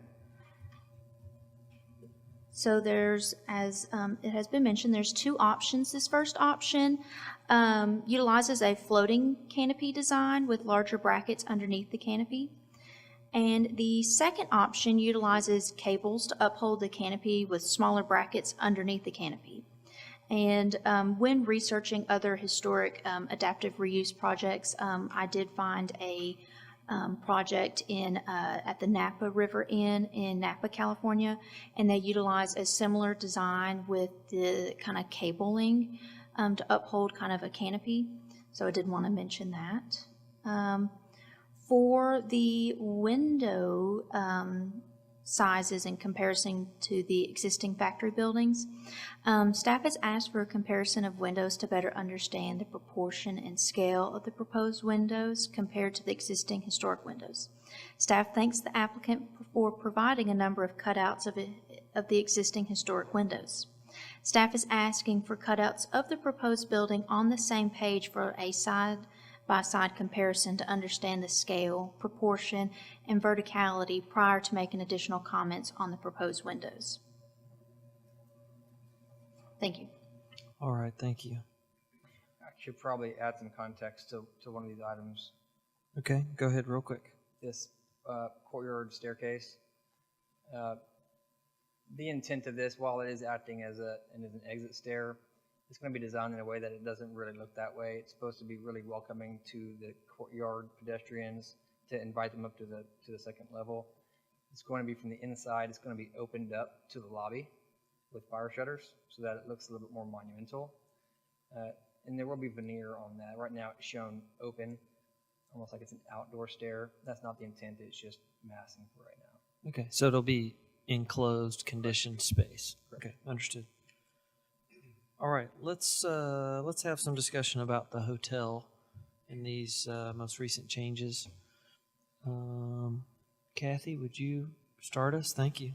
Yeah, I really appreciate you taking the windows and giving us the factory block of that as well. It'll be interesting to see how the mullions play out in it as well too, but I do appreciate that. I like that continuity and bringing that into the new form. Staircase, glad to hear it's enclosed because it looks like scaffolding right now, so it's a little bit misleading. And then the canopy, did staff say canopy was okay with it being like supported just with the cable and no columns? Does that meet guidelines? So the guidelines really don't have much for kind of porte-cochere. It does kind of take feedback from the last DRC meeting of, kind of simplifying it, eliminating some of the columns. So this is, taking the feedback that has been presented at the last meeting. My only, and this is just a gut feeling on it when I see that perspective right there, maybe the canopy needs to shrink a little bit and still do its job, but I do like the cabling system. It might need a lot more beefing up cabling system, I don't know, but maybe look at a little engineering on that to give us a better perspective on how much cabling really needs to support that canopy and if there are options to reduce canopy size. Thank you. One comment on the stair. The idea is that could be a curtain wall as well, so it could have a lot of transparency.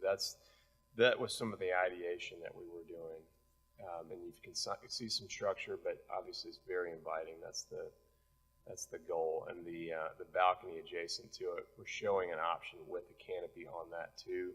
I think the preference would be open, but this was an option that our architect came up with, so we thought we'd share with you. Okay. Holly? About the stairs, I actually think it's a great idea to have them on the outside, and I think the glass idea is interesting. It's kind of a play on like a factory and special parts and interesting features. So I love that. The porte-cochere, I think to me it had a lot more of a historic feel before, when it felt more like a vintage train station or something. Now I'm not sure. It doesn't remind me of anything. Like it looks tacked on. And then the windows, I think it's looking good. I'm not sure about that breezeway thing, the very heavy top. It's not my favorite, but I mean that we can, see what everyone else thinks about that. Sure.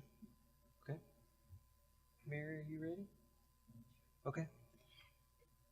Just an overall comment. I think it's very good work. I think it's got a lot to it that has improved over these conversations. So I'm thrilled about that. I would agree on the breezeway if there's some way to make that not quite so heavy. And this is more of and the blank next to the breezeway, if there's some way that gets some attention to. That's the historic building. That's our historic building. Yeah. Ooh, big blast that's right. building thing. Oh, that's right. Jeez. Well, It'll be brick and nice. it'll be brick and nice, Won't yeah. be white like And that. then on a project I was working on, codes did not let us have an uncovered staircase. So I'm sure that's going to dictate what you do there. I like the exterior. I like that it's kind of breaks the building again, and it's a light touch. And the canopy on the front, I could kind of argue that either way, that the contemporary look doesn't provide any more heaviness. And the other one, I could say, well, it's more contextually. So I would be open to either iteration of that. But overall, thank you all. It's, I think, breaking up nicely. All right, thank you. Brian? So option 1 or 2 on the open staircase and the balconies or porches. I'm kind of agnostic on that. So, to me, option 1 or 2, I would say I would lean toward the heavier brackets on your porte-cochere. And I like the fact that you removed the columns. I think that was actually obscuring that part of the building. I think I mentioned that in the last time. I like the solution you've come up with. And what I would, in either way, with the cables or the large brackets, and I would lean toward the brackets because, you've got a train spur that you're trying to give homage to that comes through your building. And if you look at most train sheds or in industrial buildings, first of all, you don't want all those columns because the things you store underneath those get in your way. So you are going to have a bracket or a wire system cables that holds that canopy up. And I think that this is a great solution for that. So like I said, for me, either would work, but I think the heavier brackets, I think, are cleaner, more minimalistic, better look. Do y'all have that picture of the Napa? I'd like to, if you've got it, I'd like to Yes. see it. There's a So big- this is pretty big in canopy. Napa, California, at one of their adaptive reuse projects. And Jameson Station across the street uses the brackets too, so it was, Yeah. This one looks really deep, which I think in your case, if you're going to drive 2 cars through it, I think that was the intention, wasn't it? Okay. Okay. But it understood. does have, this one it looks like flatter than ours, which would help quite a bit as well. Okay. Bob? I'm with you, Bert. I like the stair porch option 2. I like the cover on the porch. As far as the bracket, I kind of like it without cables. I think it'll make it just very clean and simple looking from Liberty Pike. Right. I think the staircase, I think it'll all going to work really well. Okay. I like this stair, and I think I thought it wasn't enclosed, which I thought was really cool. It's like covered, but it's just open, so people don't feel like, am I allowed in this or not? If my kids were there, they'd be right up there, sitting up at the bar, which then they'd get in trouble for. So I like that idea, logistically speaking, how, if it were open, and you're saying it may not be. I have concerns about how it gets detailed if it's not open, because as soon as we inject the amount of transparency that you're talking about, it may be too much and really feel ultra modern at that point. It just depends on the windows. If they're of the style that you've used at the factory, then it may not be. It'll be, the windows they put back and the door systems have been pretty nice. Right. I've not been disappointed with them as I've been out there for what we've approved previously. So I think if it were open, could be cool. If it were enclosed, comes down to the details. I don't have a big preference on covered or uncovered. And then this floating, the hyphen here, I agree that it's got kind of a heavy forehead on it. That if that could be thought of differently. We're talking about the breezeway. Yeah, the breezeway, the little hyphen connector there. If I liked it floating before because it was always going to be decidedly a different material. I think it was going to be metal, and it wanted to kind of go away, and the dark material kind of did that for me. Everybody may not feel that way. I think they don't. I mean, people have commented that it maybe needed to have legs down. I didn't necessarily feel that way. I thought streamlined. I did think it was maybe a little too tall, not because of any guideline of height, but because massing wise, it looked like it has a big forehead. So if that came down to maybe half of what it is, but it's still stuck up, that might do the trick. But there's a pitch you're trying to hit that we're not seeing here too. Can't go below that. So look at that.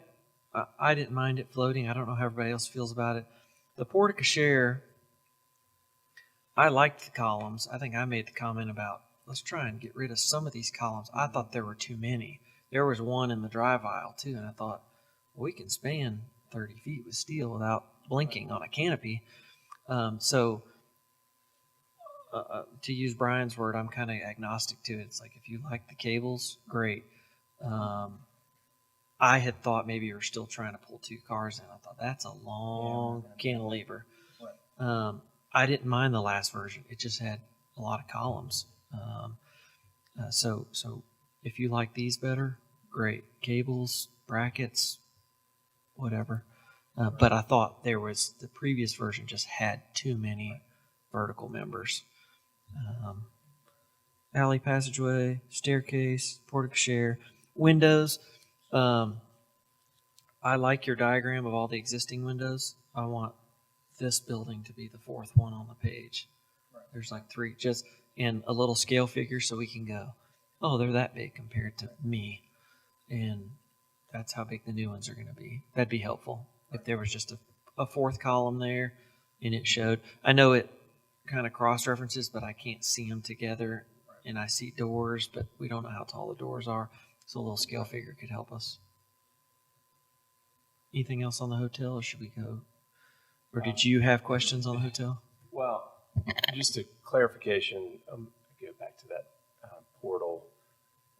Well, actually, you can see it from here. But so felt like the comments were, I know you Tyler, you commented about that parapet, but I think there was a lot of feedback on the legs too, and then from you and others that I think we have I know one commissioner in particular had asked us to study this a little bit, and that's why we did. It feels like maybe now a majority is kind of leaning more towards let's keep this minimalistic. Is that accurate, or does everybody feel that way? Yeah, I think it was Madeline who felt like it was maybe floating a bit, and I said, well, maybe are you saying it needs some legs and to be grounded? And she thought so. Yeah. I liked it floating. And the reason I like it floating too is because, again, I'm concerned about the details on how does this metal come down and hit the ground, and how's it gonna hold up with people and carts and my kids whacking it with a stick or whatever they're carrying. Metal down that close to the ground is not appealing to me, especially at the factory where masonry is at the base. Pretty much carte blanche, the whole thing is masonry at the base. So that was why I like it floating. I think materiality starts to make sense at that point. And then the whole point of that hyphen, what I remember, if there's another one too, is that it broke the building into manageable pieces, so it wasn't one big masonry blob.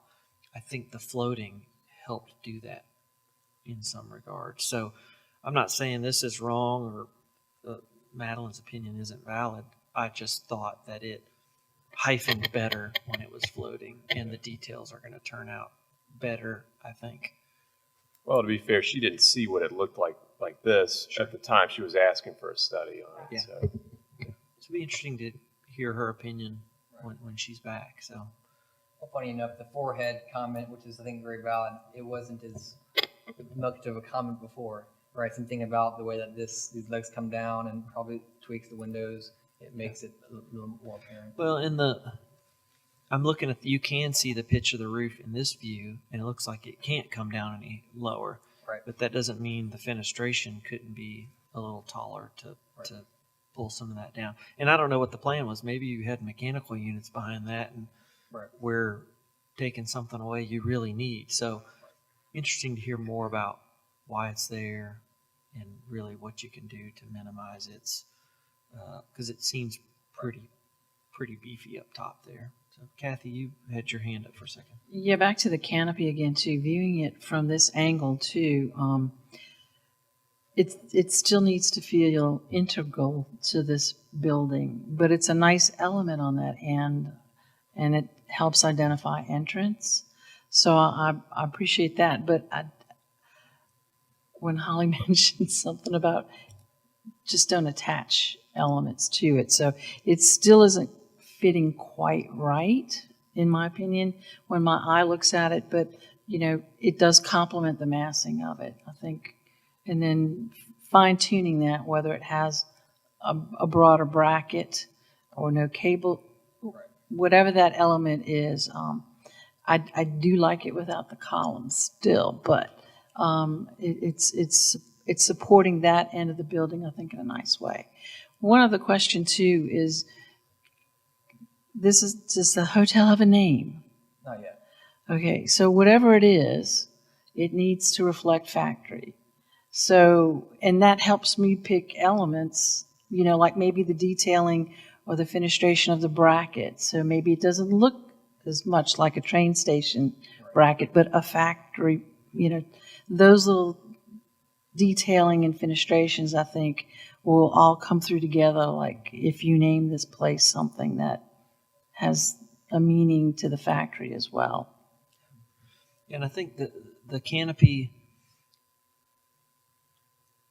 the one thing that's something about it feels weird to me based on what I saw before. And I think Kathy reminded me that what it was doing really well was we went from 3 stories to 2 stories to canopy, and the canopy was reaching out a little further. I thought it was a good way to get down to the road. Does that make sense? Because we worked hard, you all worked hard, we worked hard to get the height down, right? But this is a very useful mechanism in stepping down to what is the experience on Liberty Pike, and that was something we were really concerned with. So I thought that deeper 2-car canopy did that in a lot of ways because it held enough weight that it felt like, oh, we have a 1-story section. It just happens to be a canopy. So, you know, that makes everything harder when you go, well, to make it longer, you know, cables and brackets kind of make that, you know, you may not be able to do it. So look at it. We want it to function for you all, but also it was a good mechanism in stepping down the mass instead of having, you don't walk up to this and hit a 2-story wall until you're really more interior. So I thought that was a good move early on. Well, I was okay with either. I mean, but I realize now what I was thinking of was things I've seen in Seattle, and we're not quite Seattle, that more modern touch. We're not quite that. So I'm now leaning more toward a lighter rendition of what you had. Your eye can't go everywhere, and so it will pull it down. Sorry, one Holly? more thing about that. I think what it had before was the emphasis on the entry and the welcoming and the identification of where you go in and the significance of that. And I think taking out the columns made it so it's just less of a significant element. So I think if people don't like the columns, if there's another way to make it have that emphasis, that would be helpful. I think it's just a little bit too flimsy now for the important place that it is. Sure. The way I felt about it is it's not as prominent, so it doesn't take away from the building facade so much. It's kind of an ancillary element to it. We've also furthered our site design, so this has kind of a pragmatic effect to it too. So we're pulling it in without the columns. That has to do with emergency vehicles driving around and kind of around the site too. The only other thing I wanted to point out on the Tyler was talking about the stairwell. So the idea, I like the idea of with this exterior stair having a lot more. I mean, it could potentially be a modern element, appendage on a more contemporary looking building. I thought it was kind of an interesting look to maybe have curtain wall and more transparency, and you could kind of see the cross bracing and some of the structure. So that was one of the ideas. Maybe on the next round we can kind of explore that a little bit more. Yeah, and if this weren't in a historic district and they were still building stoves out here, if they needed a stair, they would have just, built something like that. They would have attached it on the side. Yeah. That's how the whole campus was built. Stuff was just Right. They have a stair just like that in the pedestrian alley. Yeah. Now that one's exterior. It's all open. The idea is this one is enclosed, but Right. you could see some. I think code's going to make you have a lid on it if it's egress. Yeah. Fire poles are fun. They like those too. And I was gonna say, Tyler, I've been looking at pictures as everybody's been talking, and there are canopies hung by cables that have a little bit heavier look to them, traditional look. So that would be Yeah, a that- kind of meet me in the middle. That picture Emily showed, they don't have cables. It's pipe, big heavy duty pipe. So it's I don't know if she can zoom in closer than that, but those aren't cables. Those are steel pipe. So pretty interesting. A lot of the stuff that we're proposing isn't really a proposal as much as offering a conversation topic so that we can really kind of feel out where everybody lands. And so these are just two different extremes that put us where we'll essentially, I think, land in the middle. So this is great. And Emily, can you zoom in again on that parapet somewhat? And you see where you put in, and I'm assuming between the windows that you're talking about on where the canopy side is on the right side of the staircase, where you have the insets there, were you calling those mullions? Anyway, the way you have it broken up where the facade actually has an inset, you see that all over this historic building here. Right. And I'm wondering if you did that on what Tyler referred to as the hyphen at the top, if that might kind of soften that up some too. Right. Yeah, that's a good point. But you're saying you were going to do that in metal. You were saying that part would be in metal. That is. That may be more difficult then. Well, we'll study it. Yeah. Okay. All right. If everybody's ready, we'll do parking garage. Anybody have any other thoughts? All right. Give us the quick and dirty. What changed on the parking garage and some of the feedback, use of a parapet obviously was supported on the front facade. Wanted to explore the metal panel look. In fact, I'll go to the last page. We rendered that. So we can talk about that.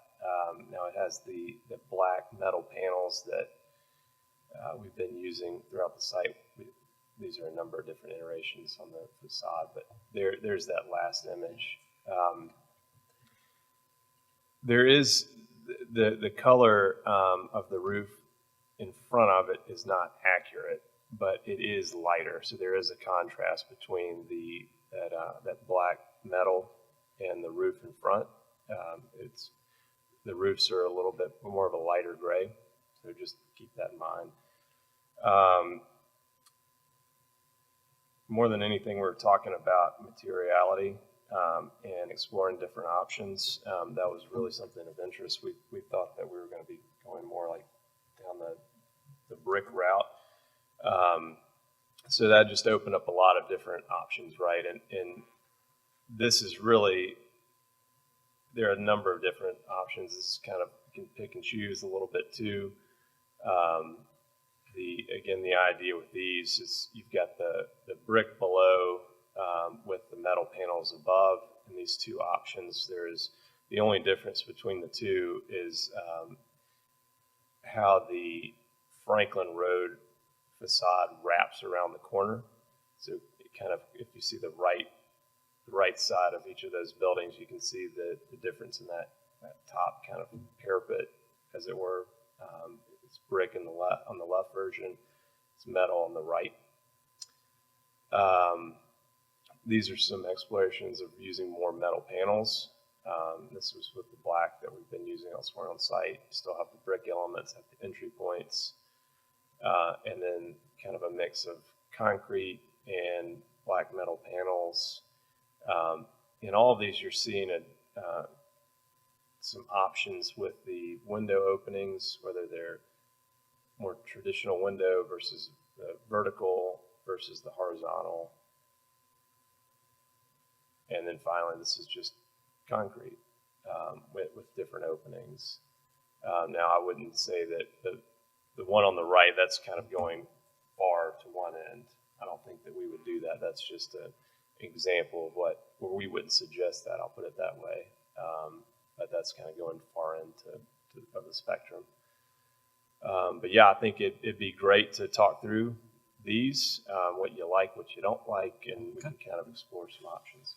Perfect. Emily? Let's see, I'll keep it on this slide. So the zoning ordinance requires parking structures to meet the facade standards for the commercial mixed-use buildings, which provides a list of permitted primary materials. The Central Franklin Overlay District further limits the primary materials to brick, natural stone, or other materials compatible with surrounding buildings expected to remain, which in this case is predominantly brick, and staff would support brick as the primary material. Architectural metal and concrete can be used as an accent material for up to 25% on each facade. This means that the first two options that we have on the screen are more likely to meet that requirement than the option that includes the metal material that is on the screen and then the concrete material option that is also on the screen. By using the predominantly metal material, it does not meet the facade standards and really can't be considered by the Historic Zoning Commission. Further, the very top kind of area, this kind of needs to be discussed again with our current planning division, as well as the window opening, just to make sure that they meet the verticality. As it is currently, it's more horizontal than vertical, and so, potentially bringing up the members here so that it divides up this light could be a possibility, but we would recommend meeting with preservation staff, current planning staff. We can schedule a meeting with the factory so we can all be on the same page and help you meet the zoning requirements. Okay. Yeah, on that top left, I would actually recommend we do something more like the top right to help. It would bring the scale down a little bit too, and then it would resolve your comment, Emily. I think it's still while the verticality is there, it's not the horizontal members. And but we can discuss this further with the current planning division. But as of right now, the materiality of the options as on the screen with the brick and then the minimal use of the metal is recommended. Okay. Perfect. Thank you. And these are great to see all the options. It gives us a good full picture. So let's hear from commissioners. How about Bob first this time? I really like the brick with the metal at the top. I think Brian brought up, especially on Franklin Road side, we wanted some type of metal, something that kind of was compatible with what was in front of that building, just to kind of have a continuation of the shocking break, when we get to the parking garage. So that's what I like. I also like how on those it's more of a window aspect of the exterior of the garage, and I like the brick all the way around because you're also, it ties in with the rest of that back section where the carousel is, where those back buildings are. Good. Thank you. So are you do like the black metal on the front facade? I do. Yeah. Yes. Okay. Right. So when we're shown a perspective, it looks like and I'm talking about, it shows all the factory, and you can kind of see this black metal roof sticking above. And I think we're kind of standing right at the corner of Liberty and Franklin Road at that point. That's it. There you go. Yeah. So the really point and the idea of the metal was so that the kind of more of the grayish color metal roof that's on the building blends more with what you see popping up above it. So it's not as much of a stark contrast. But when you do black metal, you're going to have again this stark contrast, which might be worse than just having brick.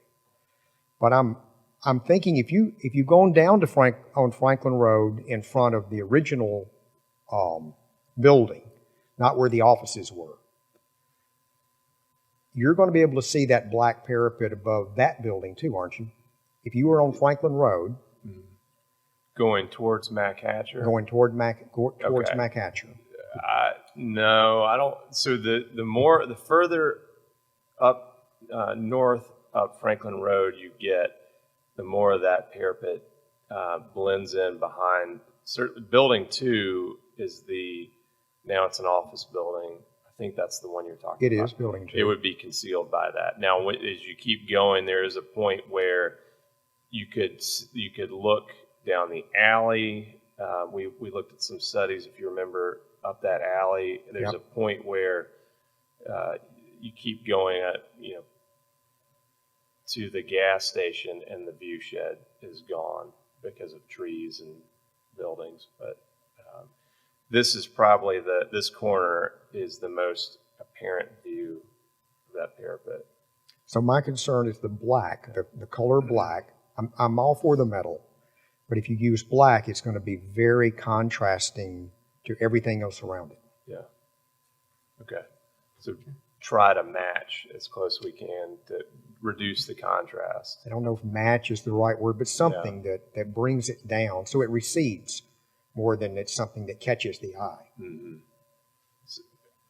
And with that said, as you make that turn into the alley, how would you suggest treating that parapet then? So this is a good example, but on the right, it would be the black metal returning into the alley on this north elevation. And on the left, it's brick. We could do a version where, well, Maybe the gray goes around the whole thing. Maybe the gray. Right? Yeah, maybe you do that. Okay.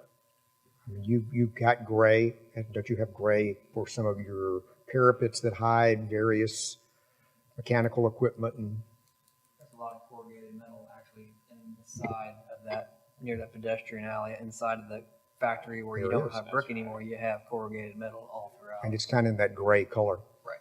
And I think the zoning requirements probably wouldn't let you use the corrugated. Right. It has to be an architectural panel, but they make different colors. Correct me if I'm wrong there. You are correct. It has to be a high-quality architectural metal, not just a Did you know I can corrugated. read their mind? Just kidding.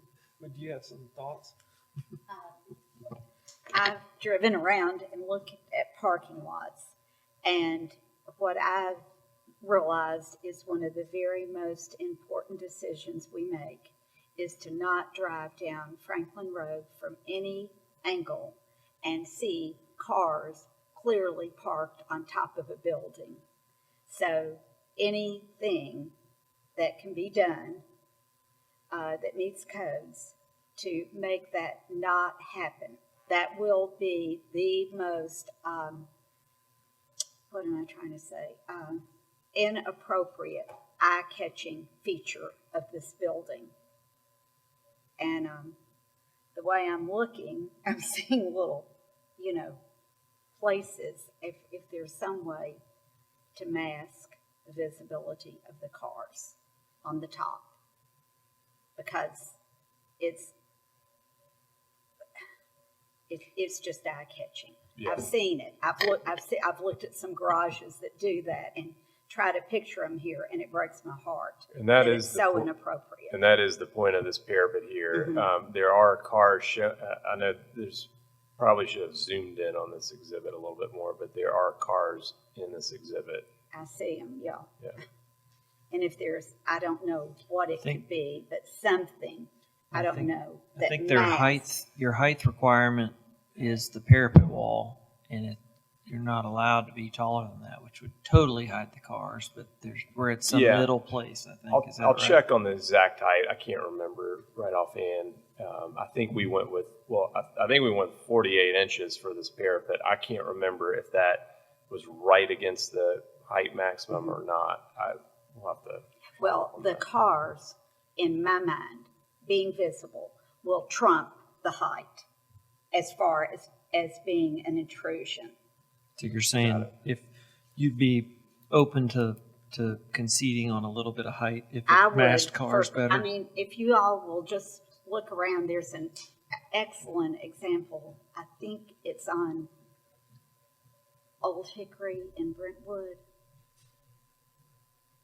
which there it's fine. But Well, you can see cars in the, I guess it's the Second Street garage from the downtown square behind City Hall. but that's more condensed. You're going to get yourself a big, long view. I'm not disagreeing with Yeah. you. I'm just saying there's an example. For the next iteration, I'll confirm on the height. We'll see where Okay. we are against we'll do a study. And how on that. much are the cars going to rise above or not? Yeah. That's, and you know, different cars are different heights, but Well, if let's find a middle ground there and, I mean- and bring some options. I mean, I think everybody said they feel good about the height the building Yeah. is now. We would consider something higher, not saying we would go Yeah. for it, but we'd all listen. and I think just to your point, cars are different heights. I think the occasional huge something that's parked up there, but if you just take what, the largest of the normal car or SUV or van. We usually have a headache bar in there at 8 feet or whatever it is to kind of max out car height, so we should be able to Yeah. allow for that. Yeah, I don't see any room at all for being able to see an automobile anywhere in this parking structure from Franklin Road. That's right. And when I look at the drawing, it almost seems though the parapet towards Franklin Road is taller than the one to the right is taller than the one to the left. Is that just an illusion, or I think that's perspective. you think that's just perspective? I think so. Yeah, the height. I can tell you the intent was that the top of that parapet is the same height. It doesn't decrease as you go to that. Not in that area. Well, I mean, I could not support in any way vehicles being seen from Franklin Road, from a parking garage. Ollie, you're up. I'm trying to think of how to say this. I think I Googled parking garages today to look at some nice looking ones and found a whole bunch that were really good looking in a lot of different ways. I think all of these options are very unattractive parking garages. And I'm wondering if there's a reason that it has to be this style, or if you might consider a better looking parking garage.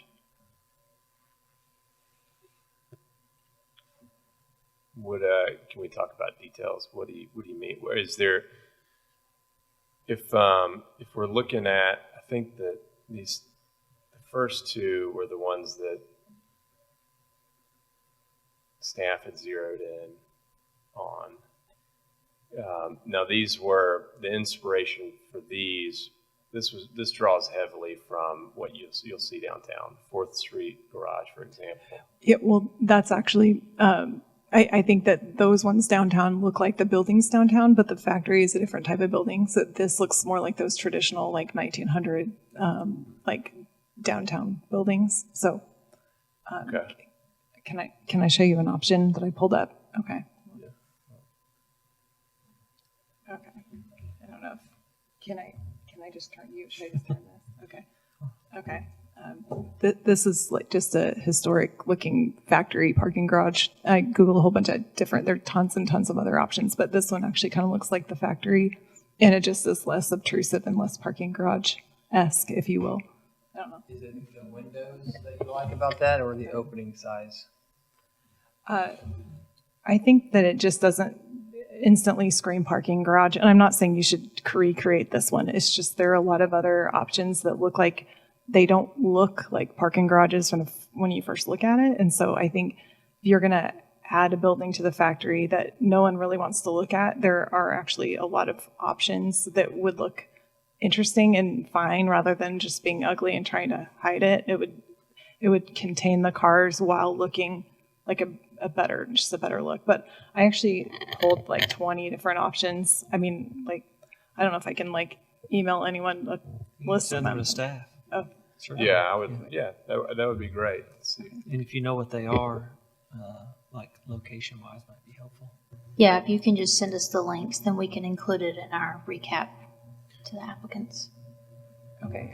Yeah, I took snips of all of them, but if you just image search them, you can find them. You could easily just find them too. The only thing I will add though is what did stick out to me there is the windows themselves. And so as long as that's not what we're talking about, we can play with shapes all day long, but we do need fresh air for the garage. And so that is kind of a important. I think it's the matte. It's just, it looks like the very boring ones downtown so I just thought there are a lot of, if you're going to build one, there are a lot of other ways to do it that would look better. Right. I mean, if you had to build something like this, I think it would be fine and people would eventually just ignore it. But I think you could probably find something that would look a lot better. Okay. Kathy? Okay, this side of the table's on the same boat ride. I missed a couple of the later DRCs, so it's nice to be away from this for a while and then come back and see where we're at with it. My immediate response to this was, it looks like you just took a brick building and then dropped a contemporary parking garage in it, so it's like a box within a box. But what I liked about it is the windows. But as you mimicked the window openings in the hotel, maybe mimic the window openings here as well. And make it look like an abandoned factory building that has the garage in it now. So it reads more as a repurposed existing factory building that, was always there, and somehow we've retrofitted the parking garage in it, and it hides cars, especially from the top, completely, out from view. If the windows become the size of the like the ones in the hotel or throughout the factory, and we need ventilation, well, maybe it has just a mullion system in it without the glass in it. So a play of an abandoned factory building that became the parking garage. And then the corner perspective from Franklin and Liberty, where you showed the black, that I would go there and take a picture and see what black is not it. It's just too prominent. See what color, grayish, charcoal, metal, galvanized, whatever the color is, that blends with all the rooftops and parapets that you see there. I think that would be a better option to show us that in lieu of the black, because it does pop out. The other thing is that element fights with the water tower. So I think if you make it match the roof, it accentuates the water tower. So get rid of the black. Yeah. Black too strong, go grayish. Yeah, that's it. The other thing, I understand you need ventilation, but maybe it's not either or. And maybe on some of the more visible facades, there is some glass.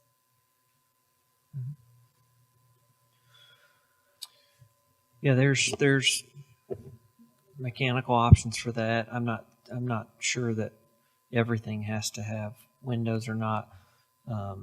I don't see a lot of differentiation in what you showed in this, except where it had windows in it. And yeah, I mean, but these are humongous. I mean, you could drive a car through these windows here. And so look at that. I wasn't under any assumption that these were what were actually being built anyways. I thought we were looking at massing and stuff. So I think the massing wise, it's a parking garage. It's going to be this big box, and then we've got to figure out how to skin this thing. And I think there's ways to do that. But look at some of those images. I like the idea of enclosing it so that at least that alley side and looks like it's glassed in, and I think it could look like where it was some like she said, an industrial building. And I mean, I parked in a parking garage downtown Nashville for years before it was blown up. That was an old warehouse. And we drove up the scariest. It had a continuous elevator dumbwaiter system, and you had to get on it while it was moving. This is in my lifetime. Okay. But it was an old warehouse, and it was glassed in. I think it had an exhaust system on the roof, and you parked on the roof and had some glass, but it was a retrofit.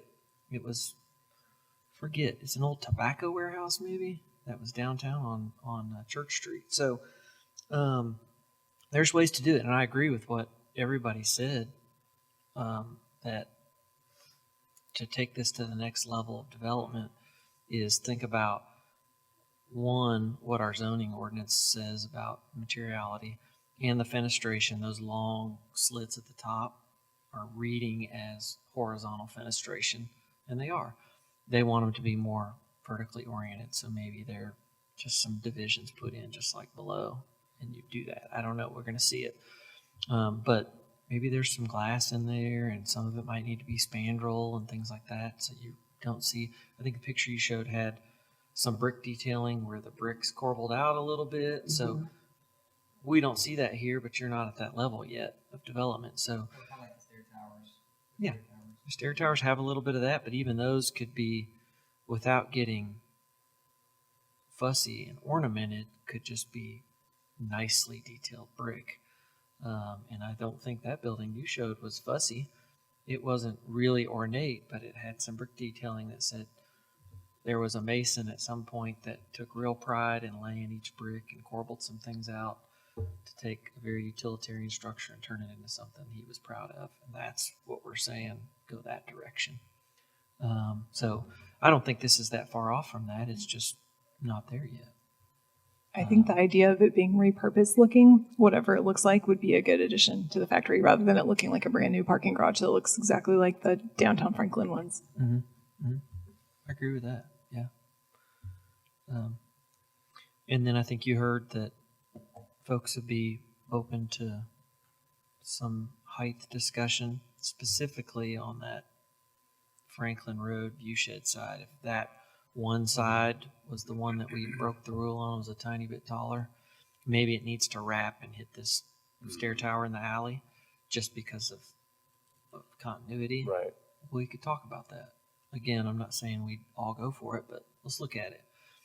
Because I think what you're hearing is if it keeps us from seeing any cars from Franklin Road, people would think really hard about that. This side, if I see the roof of a car from the industrial park that's over here, okay, it's a roof of a car. Okay. But from Franklin Road, if it's gray metal panel or whatever, and I had the same thing written down that you said, Kathy, can we not get a colored photo from Franklin Road and you Photoshop the thing? Because to have a white roof mass touching it right now, you didn't do yourself any favors. Yeah, no. That was a miss after we'd submitted it, but I would totally agree. So, But it's not bright white, but it sure is on this. So Right. when we see the real thing, the black part probably won't even be as offensive, Right. but the gray, what it does really well is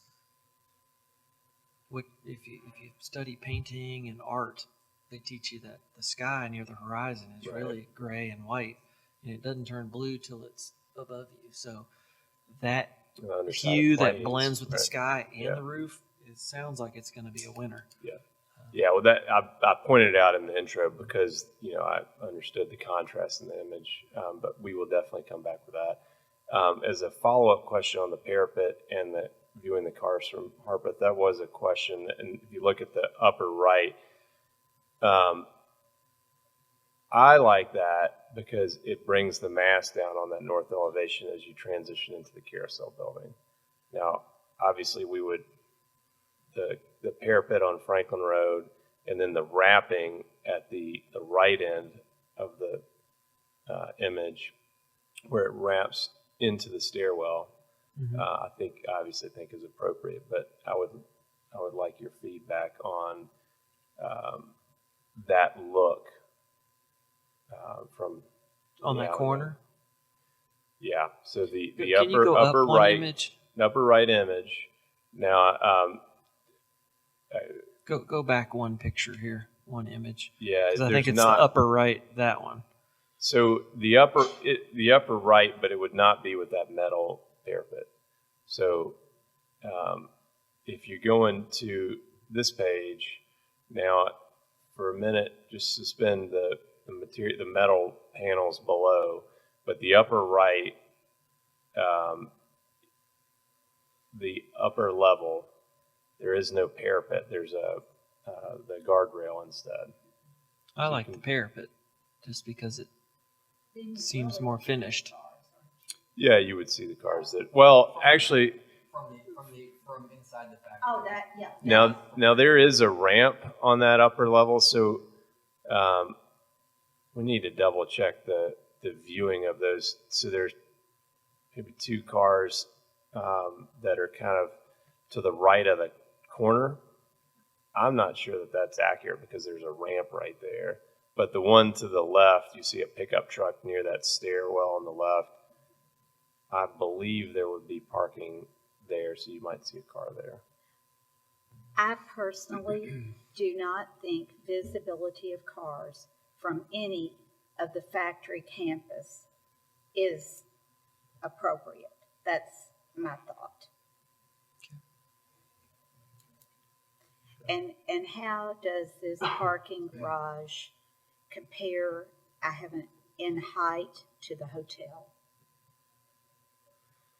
I think they're both almost maxed out, yes? Well, 43 foot 11 or something. No, the upper level of the garage is less than the max. Okay. It's the stairwells that Go up. go yeah. above. Now we'll do a better study on this Okay. next round because the parapets That'd be- are in question now. That so would yeah, be good to know. okay. Yeah, we had done that study with the recommendation of BOMA, but obviously left it out of these. I would just say downtown, the more air you have around the building, the more visibility. Downtown doesn't have that space so much that allows you such a view. Yeah, the one behind Old City Hall has that blank lot, and that's the most visible spot it has. Yes. Otherwise, if you're Yeah. going down, what is it, second? Yes, Then you're right up on it. You can't you're see right out that on way it. anyway. Yes, it, So that's the only one that's really exposed a lot. The other ones are really shoehorned in pretty tight. right. Mhm. I always like to think what happens to this parking garage at night. What we see it's a fishbowl, and so we see what happens with the rest of the factory restaurant sites at night. They're very inviting and all. So consider the pattern of the openings, whether they're vertical or horizontal. But I would want to minimize what I see at night with a lit up interior parking garage. And I think you'd mentioned, and from what Holly had shown, where the brick pattern where it was window, then maybe a solid brick, create some sort of skin or rhythm that would maybe reduce the number of penetrations in to see the cars, if we're trying to hide the vehicles anyway. But consider what would happen, what it would look like at night. Yeah, even worse than seeing cars would be two lights coming up over the top of the factory, which I think the parapet, any height car, you got that covered with what they've proposed today. But, when they're hitting the ramp, I think the ramp's facing towards the hotel, so you'd never be shining lights that way up in the air. Right. Which those type of things, if it wasn't the case, we might be asking you to think about how that works. It's a good It's a comment. hot spot to go watch the sunset over Harlansdale. So firework time, whatever happens in Harlansdale, whatever event, pilgrimage, people are going to go park up there just to get a view spot. Okay. I really am glad you said that we have not said the impact of the lighting, but that many piercings in the building and the impact of the lighting. It's also multi-level, where we don't have that as much in the factory.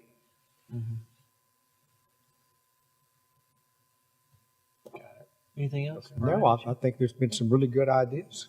Yeah. Brought up here.